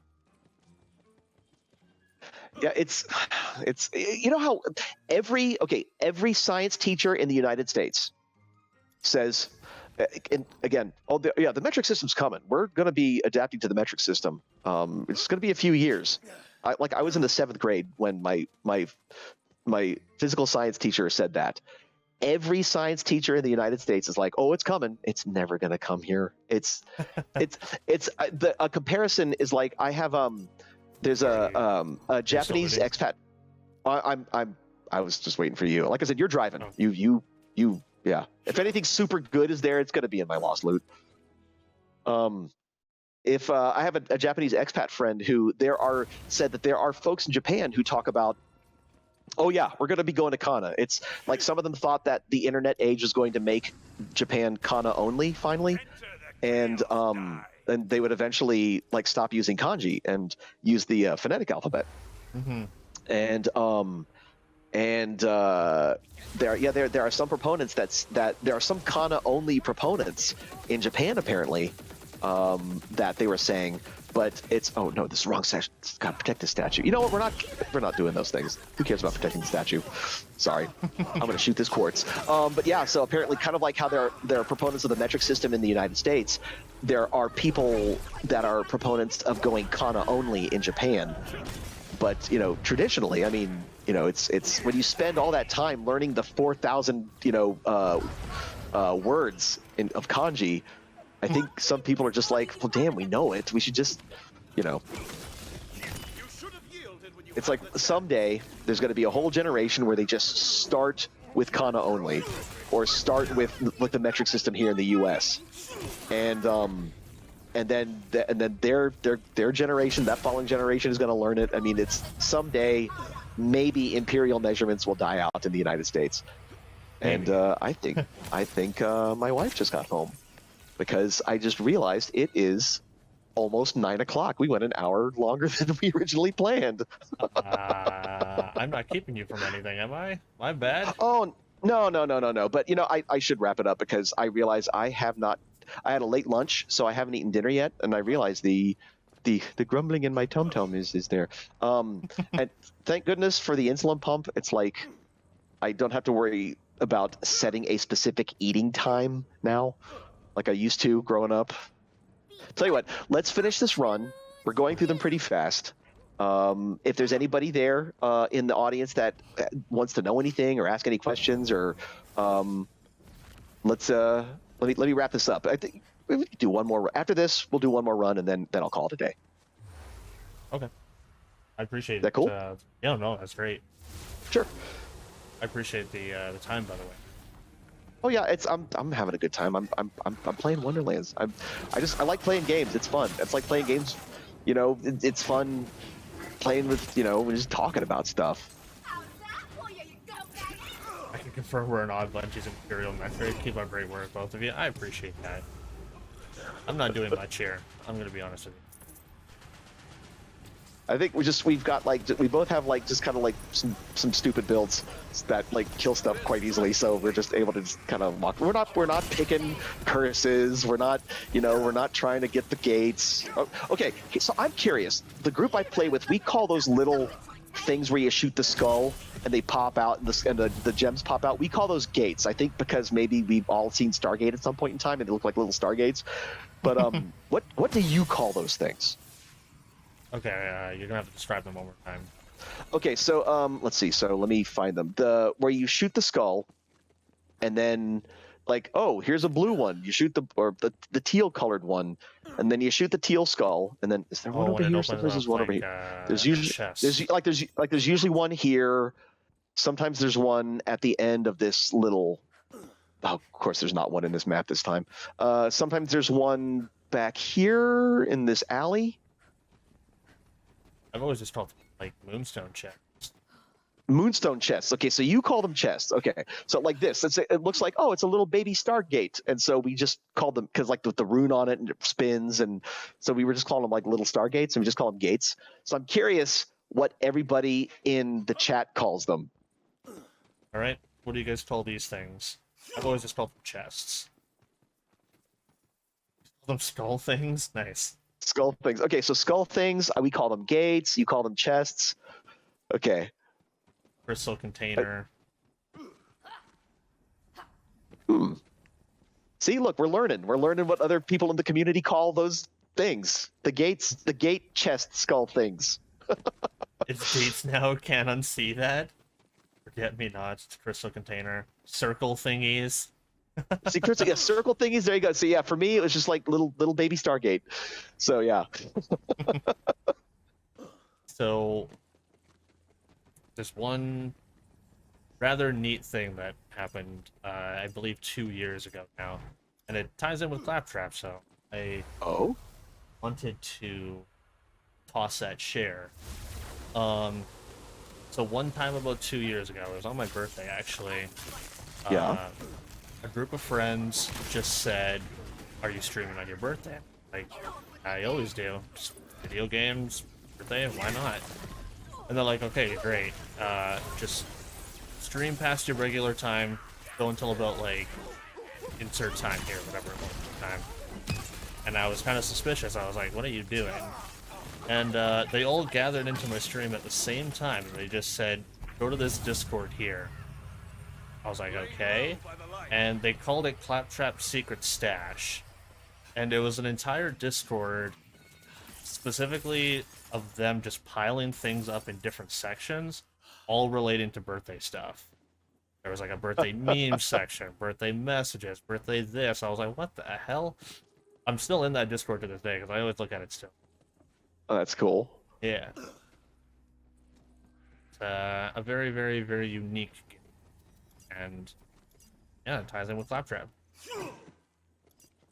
That's so here's something that I think is interesting. So are these friends that you've met? Are these like in real life friends that you've met like in person, or are these friends that you've made online and you've never seen them before? Or some in person, some not in person. see, that's interesting because like the friends that the group that I'm playing with now, we started playing in oh gosh, I think it was a discussion about First Lego League because the other friend had actually competed in the main First Robotics League. Because my wife works at a museum. They worked with First for the Lego Robotics competition, and so I judged a little bit. I judged a few of those back then, and so we started talking. And he was like, "Hey, I'm a big Battleborn fan. You know, would you ever want to play sometime?" I'm like, "Oh yeah, sure." You know, it's like this is before then anybody kind of knew who I was, so it's like and I'm like, yeah, that'll be great. And so we started playing, and we just became like, Battleborn. That was the group. And then like he had a friend that he played Destiny with, so he joined, and we all live in like completely different places. And so it turns out he like has family in Texas, and for the first time in like 6 years, he's going to be visiting, and I'm going to be able to meet him in person finally. It's like we've seen two members of our group have gotten married, two of them to each other. Like I guess technically 3 people in our group have been married, and it's just it's going to be kind of cool to meet like them in person because it's like you play with folks for so long that you get to know them, and it's just like an extended family at that point. Yeah. So I'm excited. I'm going to be able to beat them. I always hope like I'll get invited to a convention in one of their cities. So I like, hey, let's go out to dinner or something. I'm paying. Let's go. When is this? What's that? Is that coming up soon? Oh no. It's I mean oh gosh. I have no cons this year going on. I had one. But then it ended up, they kept rescheduling it, and it ended up colliding with the Wonderlands launch party, which was also good. And so the convention, they worked really hard trying to figure out how they could make it work to where I could go to the convention and be at the launch party at the same time, because there was like, that was also like a public thing, and it was just no matter which thing I went to, I was going to be disappointing somebody. And the convention, they said, you know what? We've done so many reschedulings. We can always have you back, and it was so nice of them. They were like, we would love to have you back, and they just basically they kind of gave me that out. They're like, and they were really cool about it. And so I was able to go to the launch party, and eventually I will go back to SawesomeCon. It was SawesomeCon, and they were like, come back, visit us again sometime. We would love to have you back, and so that was nice. But yes, no other conventions this year. I'm very sad. At least as of now. Man, I love conventions. I will sit at my table like all day talking to people about stuff. Like, oh, what are you playing? What's your favorite show? What's the, it's because, I said before, I've been going to conventions a heck of a lot longer than I've been in them. And I just like meeting other people who are interested in the same stuff that I'm into. And well, I guess kind of ironically, now I'm meeting people who are into the stuff that I'm actually in, which is, but it's just, it's like I like just talking about stuff with people. It's just fun. Been playing Borderlands soon. 1 month after Borderlands 1 launched. Would have been November of 2009. Wow. Pre-ordered every single game since. I've got thousands of hours in this game. Franchise, I should probably nearing 30,000, say. Bit of a nerd. Sorry, I was looking at a thing.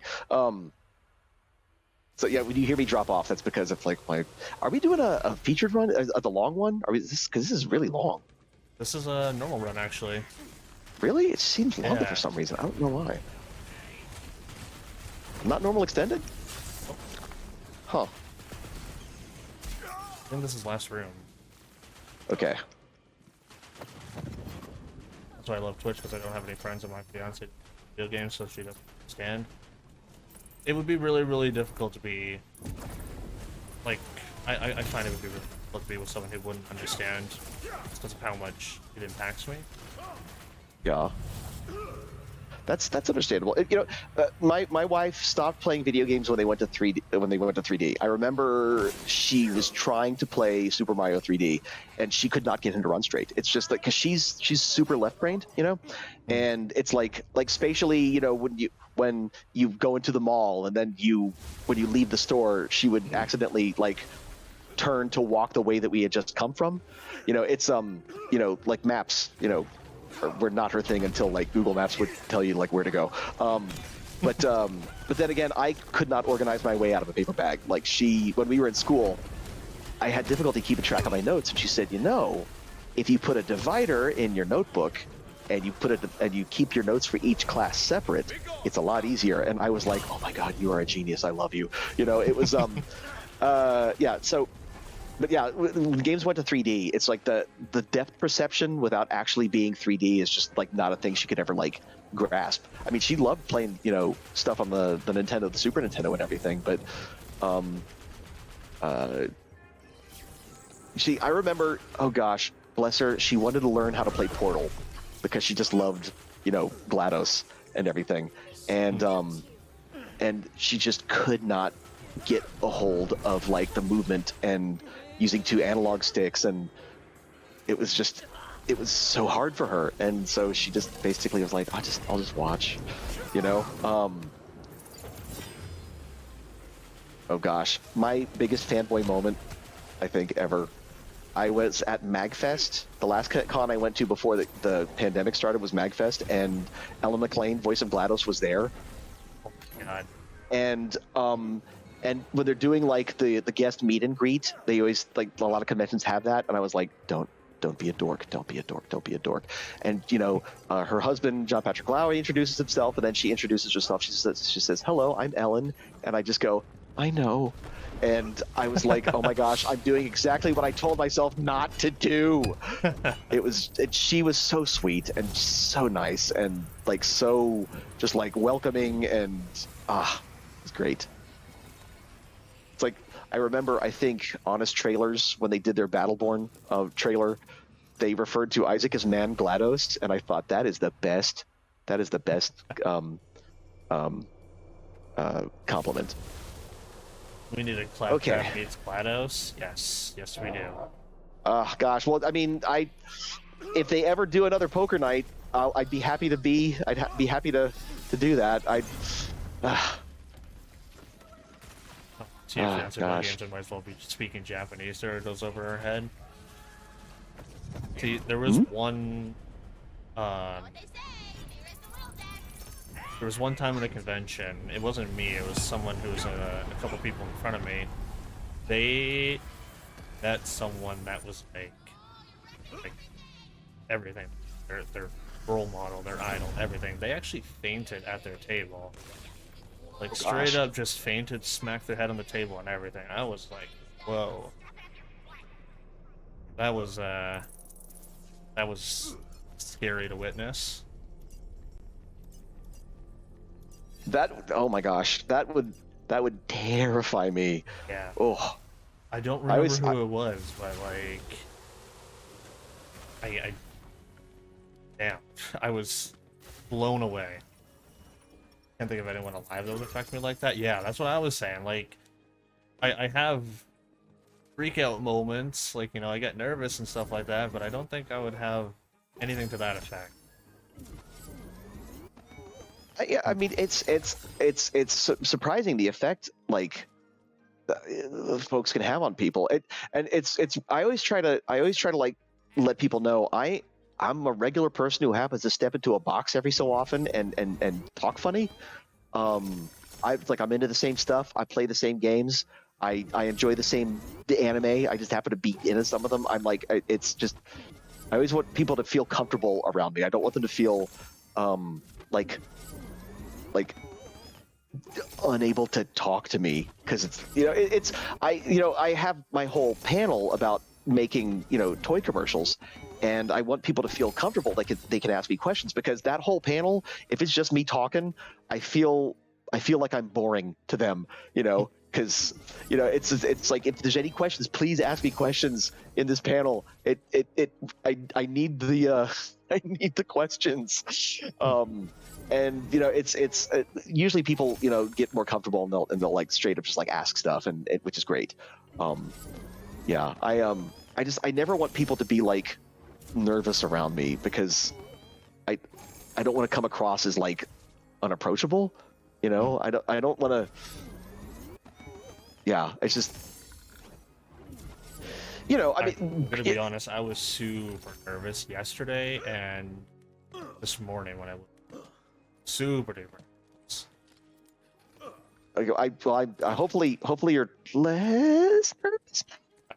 Far less. Okay, good. All right, yeah, because I just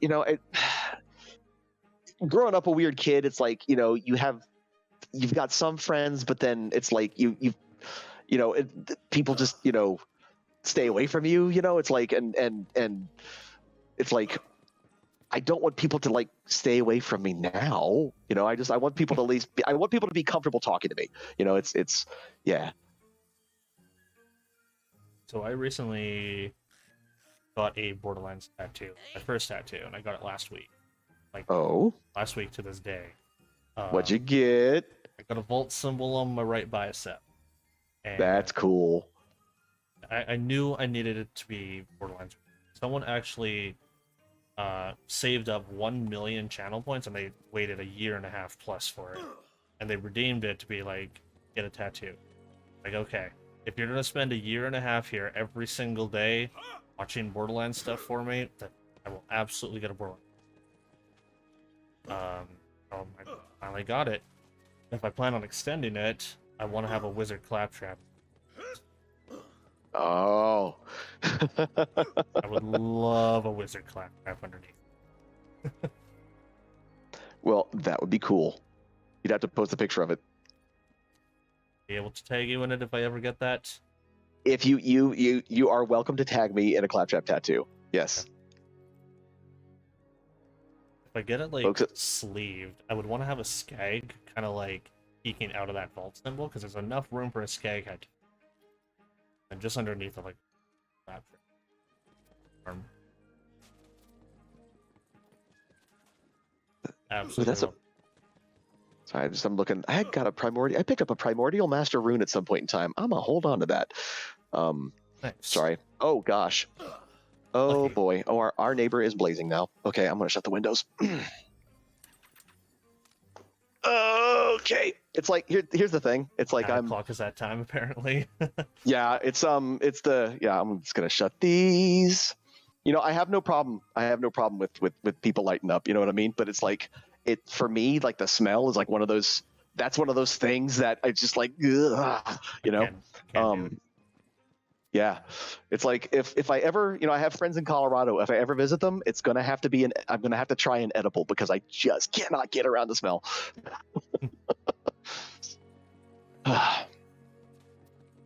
Okay. You know what? I didn't realize how long this is going to be. I probably should like set a time to go. Go set a timer. I blinked a couple times. It's too easy when you're having fun. Mm-hmm. It's too easy to let time pass. So okay, so let's do a final round of AMAs, and then I think I am gonna call it a night. All right. Anybody have any final question? Ask me anything. And if it's too personal, I'll just say that's too personal. Well, while that goes to the stream delay, I wanted to thank you for your time. That is, like I mentioned at the start of the stream, I did not even expect a reply. I did not expect a reply, and when I ended up receiving one, I was shocked. I was like, "Whoa, I got a reply."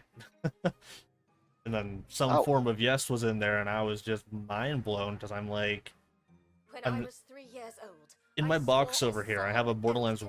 I have a Claptrap over there. I have Claptrap socks. I have a Mega Constructs. Yes, not Lego. Mega Constructs figure of Claptrap.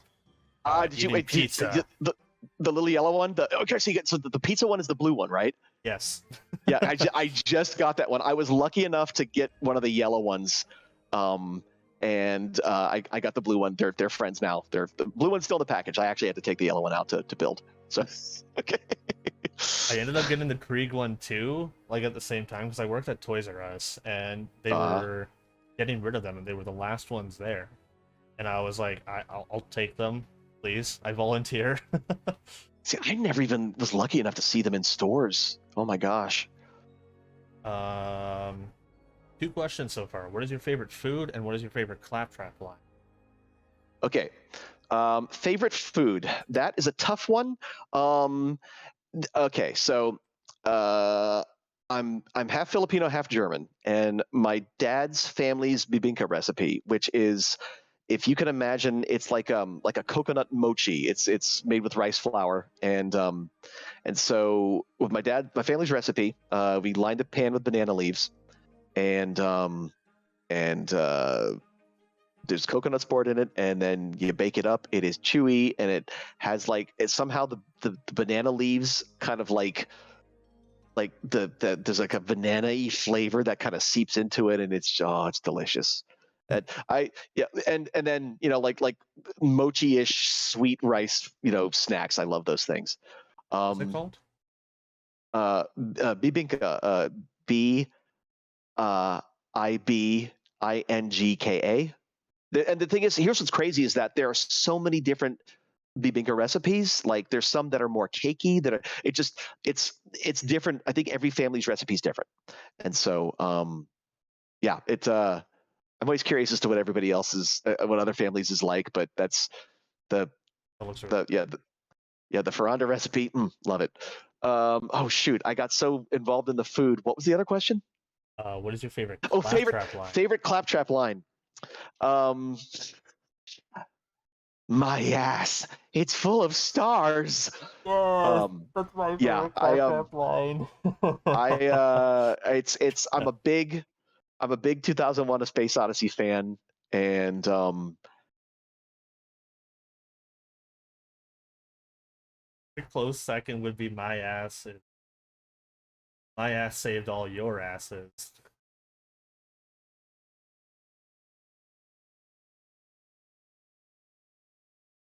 Absolute. By far.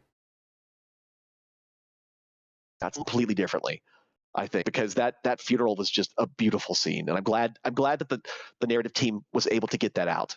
Because like sometimes stuff gets cut, and they just it's like, because it's a lot of people, they really, some people really, they're very harsh on the writing for Borderlands 3. But I mean, sometimes stuff gets cut, and case in point, I will say this: in the very first thing I did for Hasbro, like as voice acting wise, was G.I. Joe Spy Troops. It was a 45-minute special that was on. It was packed in a box, and it was also on. It was also on Cartoon Network. It was 45 minutes, and the story was kind of like, I mean, it wasn't as good as it could have been. The reason the story was written, it was from a story written by Larry Hama, who did like the Marvel comics, and it was adapted into a screenplay. The original script was 2 hours long. An Hour and 15? Wow. They shaved it down by an hour and 15 minutes because it had to fit. You know, when they got the deal for Cartoon Network, it was like we have to make this fit into an hour, and it just killed the story. And even in a game, you know, I can't imagine how, because I knew bits of the story that I was involved in, but I can only imagine how much of the script for the game was probably just had to be like cut, you know, for just to make it fit. And to, you know, it's, I always wonder, you know, it's like when we lost that funeral scene, like how much else had to get cut, you know. And it's because, you know, it's the you know, people, oh, it's lazy writing. It's, I can tell you the narrative team put everything they had into these stories. I mean, they love Borderlands just as much as everybody who's like watching and listening right now. You know, and it's like it is a hard thing. That's a hard thing to follow up, and they, you know, it's you know, it's you know, to be part of it is really something. It really is. It's but yeah, it's you know, fans can be harsh. Mm-hmm. And people who love things can be harsh, but you know, it's what I hope that folks will understand is that the people who made this, they love it just as much as y'all do. You know, I mean, it's like, it's every day I'm thankful for the fact that I'm able to be a part of it. I call it the Starfleet effect, where it's like, you know, to be part of this grand artistic endeavor of making a game, to be even just a small part of it amongst the texture designers and the coders and the writers and the sound designers and the people who make this what it is, to be part of something that grand is humbling. And just I'm proud to be counted as part of this creative thing, you know.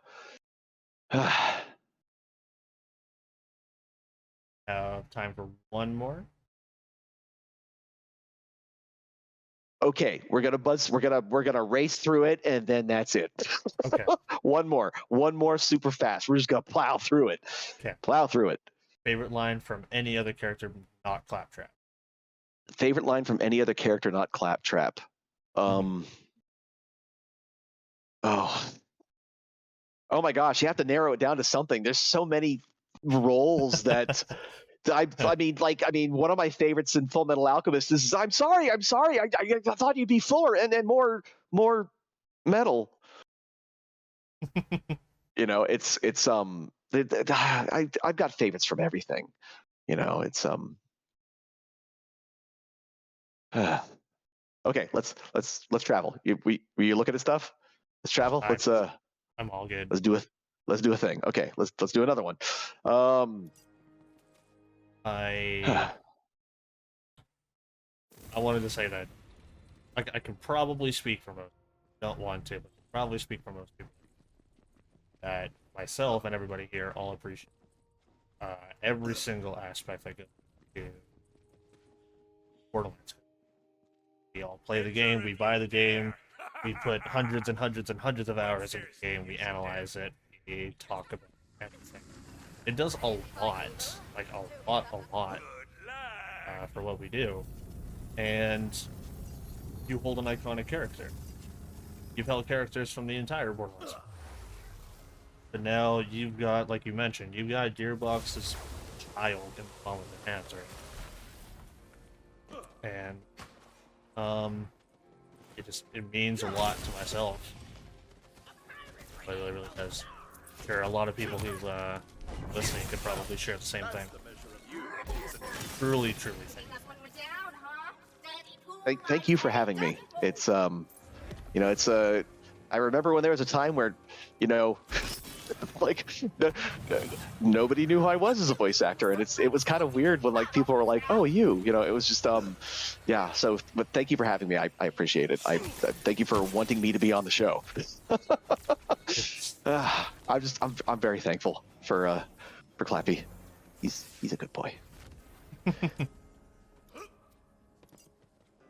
Hundreds and hundreds of hours of just his anime voices. Yeah, that's not even including the games.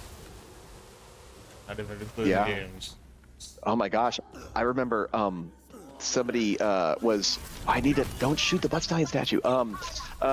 See, like that's what happens when I'm not fully paying attention. It's like, oh, statue must destroy. Golly, some wonderful person before the game went offline basically extracted all of the audio files from Battleborn, and so I organized them all by their characters and stuff like that. So with the combat stuff, and I was curious. There were like over like 7,000 lines, I think, for just one character, and it was just blew my mind. Like that's including like all the combat noises, the jump efforts, and the landing. It's yeah. There's so much to it, and I didn't realize how much time I put into like that, and it's kind of crazy. It's just Again, I have no idea how we got on this discussion, but I'm kind of going with the flow. No. I love that you love the just run through, picking up details. cosmetics, hoping to find one I don't have yet. I'm still trying to find it's like the ducal diamond, I think. It's the white sparkly one. I just got the emerald sparkly one last night. So yeah. Oh, if anybody's curious, Many Hologram Cats is a reference to the hologram cats Oscar Mike has in Battleborn. He loves his cats, even though they're not real. That's why they eat. Do you have a favorite character you voiced? I have to say, I gotta say it is Oscar Mike. And Isaac is a close second. It's really hard to pick between the Battleborn children because they, and again, they're not children, but they are my children. They're my vocal children. Depending on what day it is, that favorite will switch. Like on the days it'll be Isaac, other days it'll be Oscar Mike or Whiskey Foxtrot, and sometimes hell, it's even Minrek. But I think because it was such a collaborative experience with Aaron being the lone writer on it and writing while we were recording, a lot of our and then even with Sam and Danny on the and Dante even who doing the lore later on, it was so collaborative with the actors. What we were able to bring to the characters became like canon, and it was I'm sitting here looking at loot while I'm getting dotted. Okay.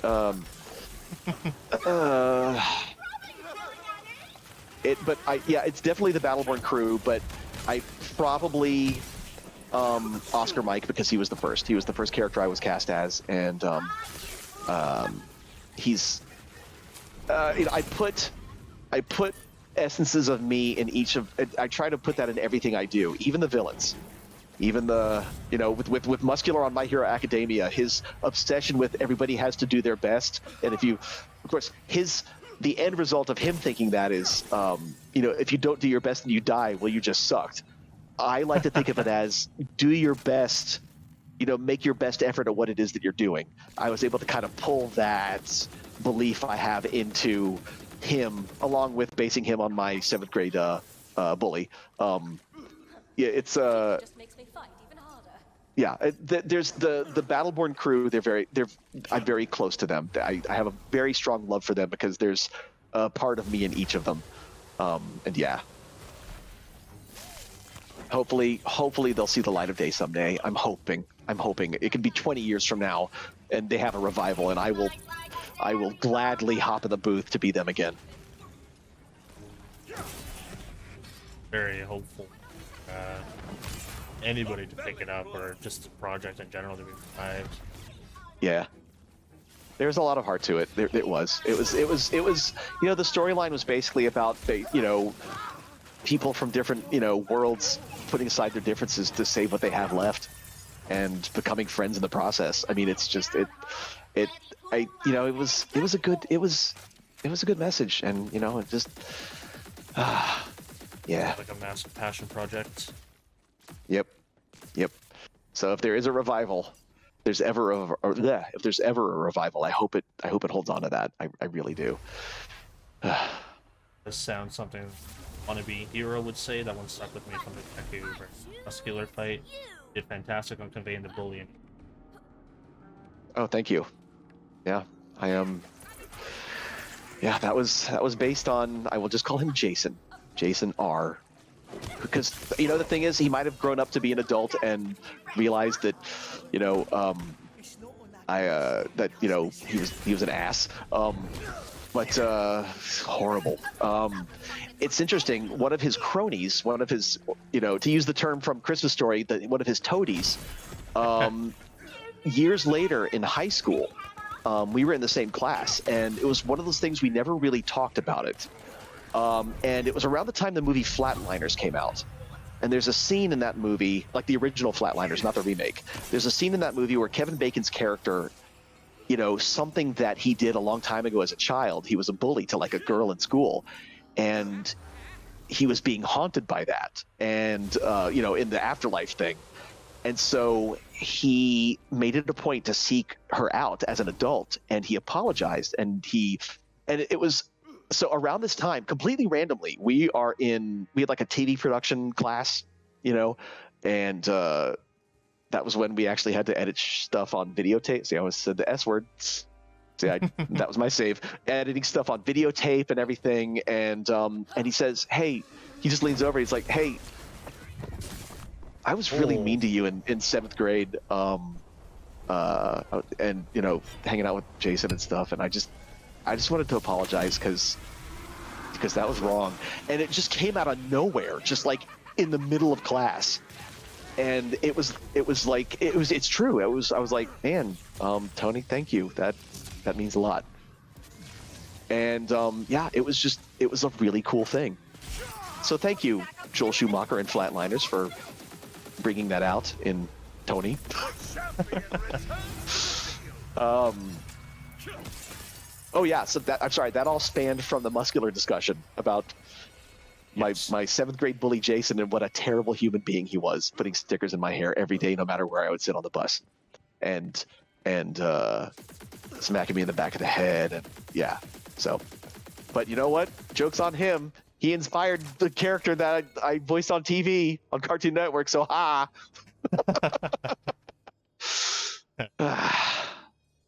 All right. You know what? Okay. So since this is the end, we'll touch the rune, kill these things, and then we'll go to the loot room, call it a day, or at least for me, because I'm sure you might. I don't know if you're going to keep streaming after this, so I need to keep going longer. Yes. Gotcha. Probably. There we go. Okay. Well, Bflattened. I don't know if to call you B or Flattened or any variation combination. Yes, any variation. I'll just call you B. That's easy because Bflattened. Well, Bflattened. A lot of people call me B.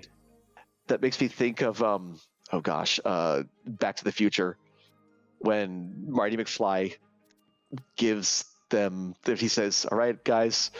Watch for the changes. It's like something B flat for the top." And anyway, the musical notation B flat. So, there you go. I'm very, very happy to hear that. I had. Happy to hear that. Is that where you kind of took it from? Not, but I really like the sound of a sponsored B flat music nerd. Ah, well, so there you go. So Bflattened is, so the music term is where you took your name from, I'm guessing. Yeah. Oh, there you go. Well, that's what it made me think of. It made me think of a musical term. It came through. The meaning came through. Okay, so I'm gonna do a quick look for whatnots through here, and then I will bid you farewell. And to your lovely audience, who's been very kind to me, thank you so much. Very welcoming and humbling. It's like something that I told a lot of people. I don't know if I've had the opportunity or even saw any of the promos, but long time ago, very long time ago, when B was not a B flat, I was just a rest note. Back in the school days. 15, 20 years ago, everybody was all against the whole video. Yeah. Everybody. It was all, it's a waste of time, you're not going to do anything with it, etc., etc. Especially people who would be in the, like, standing, like, supposed role models and influence teachers, whatever. And, it was always defined to video games are just a waste of time. You never do anything. Here I am, right now, playing video games. Video games is now what dog, and I've been doing it for 3 years now. And I'm speaking to the person who voices in the main line of games that I enjoy and play. And that is just crazy when I say that out loud. Like, I typed it up and it was crazy, but saying that out loud is even crazier. Because if I could, I would like to have a conversation with those people who doubted anything, all the way back then, and be like, well, shove it. That's where I'm going with this. That's how I'm going to end it. So they didn't know. I mean, it's like some people just didn't get it. You know, it's like, anywho, yeah. Okay, well, here we go. The less than 500 roll. Greens. Oh, yep, greens. 2 greens. Okay. Proud. Okay. All right. RNG. Well, let's see. I am going to save and quit. Thank you very much, Bflattened, for having me. Thank you for having me on. It's been a wonderful time just rambling on and watching you smack things into oblivion while I occasionally arc bolt them to death. So when I'm not like just basically staring off in a corner looking for, whatever, while I'm just telling a long rambling story. So thank you so much for having me. Thank you everybody in the audience. If you want to buy a print and a shout out, that's Streamily. My signing is going to be on Saturday. But yeah, streamily.com/Jim Foronda. You can follow me on Twitter at Jim Foronda as well. I like talking with people occasionally on Twitter and stuff. It's sometimes like if it gets really busy, I'll just leave a like or something because like I like a lot of stuff, and people who follow me, I don't want them to see me go thanks so much, thanks for this, thanks, because then I don't want to crowd up their feeds. But I don't know how to social media very well either, I guess. But anyway, I see. Look, I'm even rambling on the goodbye. Thank you so much for having me. Thank you for playing. Thank you for accepting the Roger Moore Claptrap, and this has been fun. I don't know. I like game communities because I like being part of them, and I just like, yeah, I like games. I like games too. So again, oh gosh, I'm just accepting and hanging out with us tonight. If there's ever a time to just hang out, work on a project in the future, always will. Love to. Cool. That'd be great. I just like being part of the community because hell, if y'all weren't playing the game, I wouldn't have a job. So anyway, okay, all right. This is always the awkward thing. You know what I should do, because it's the awkward hang up. It's like I have to go to the menu in the bottom of the PS5 menu. Oh wait, you know what? I forgot. I'm on friggin' Discord. I'm talking to you on Discord.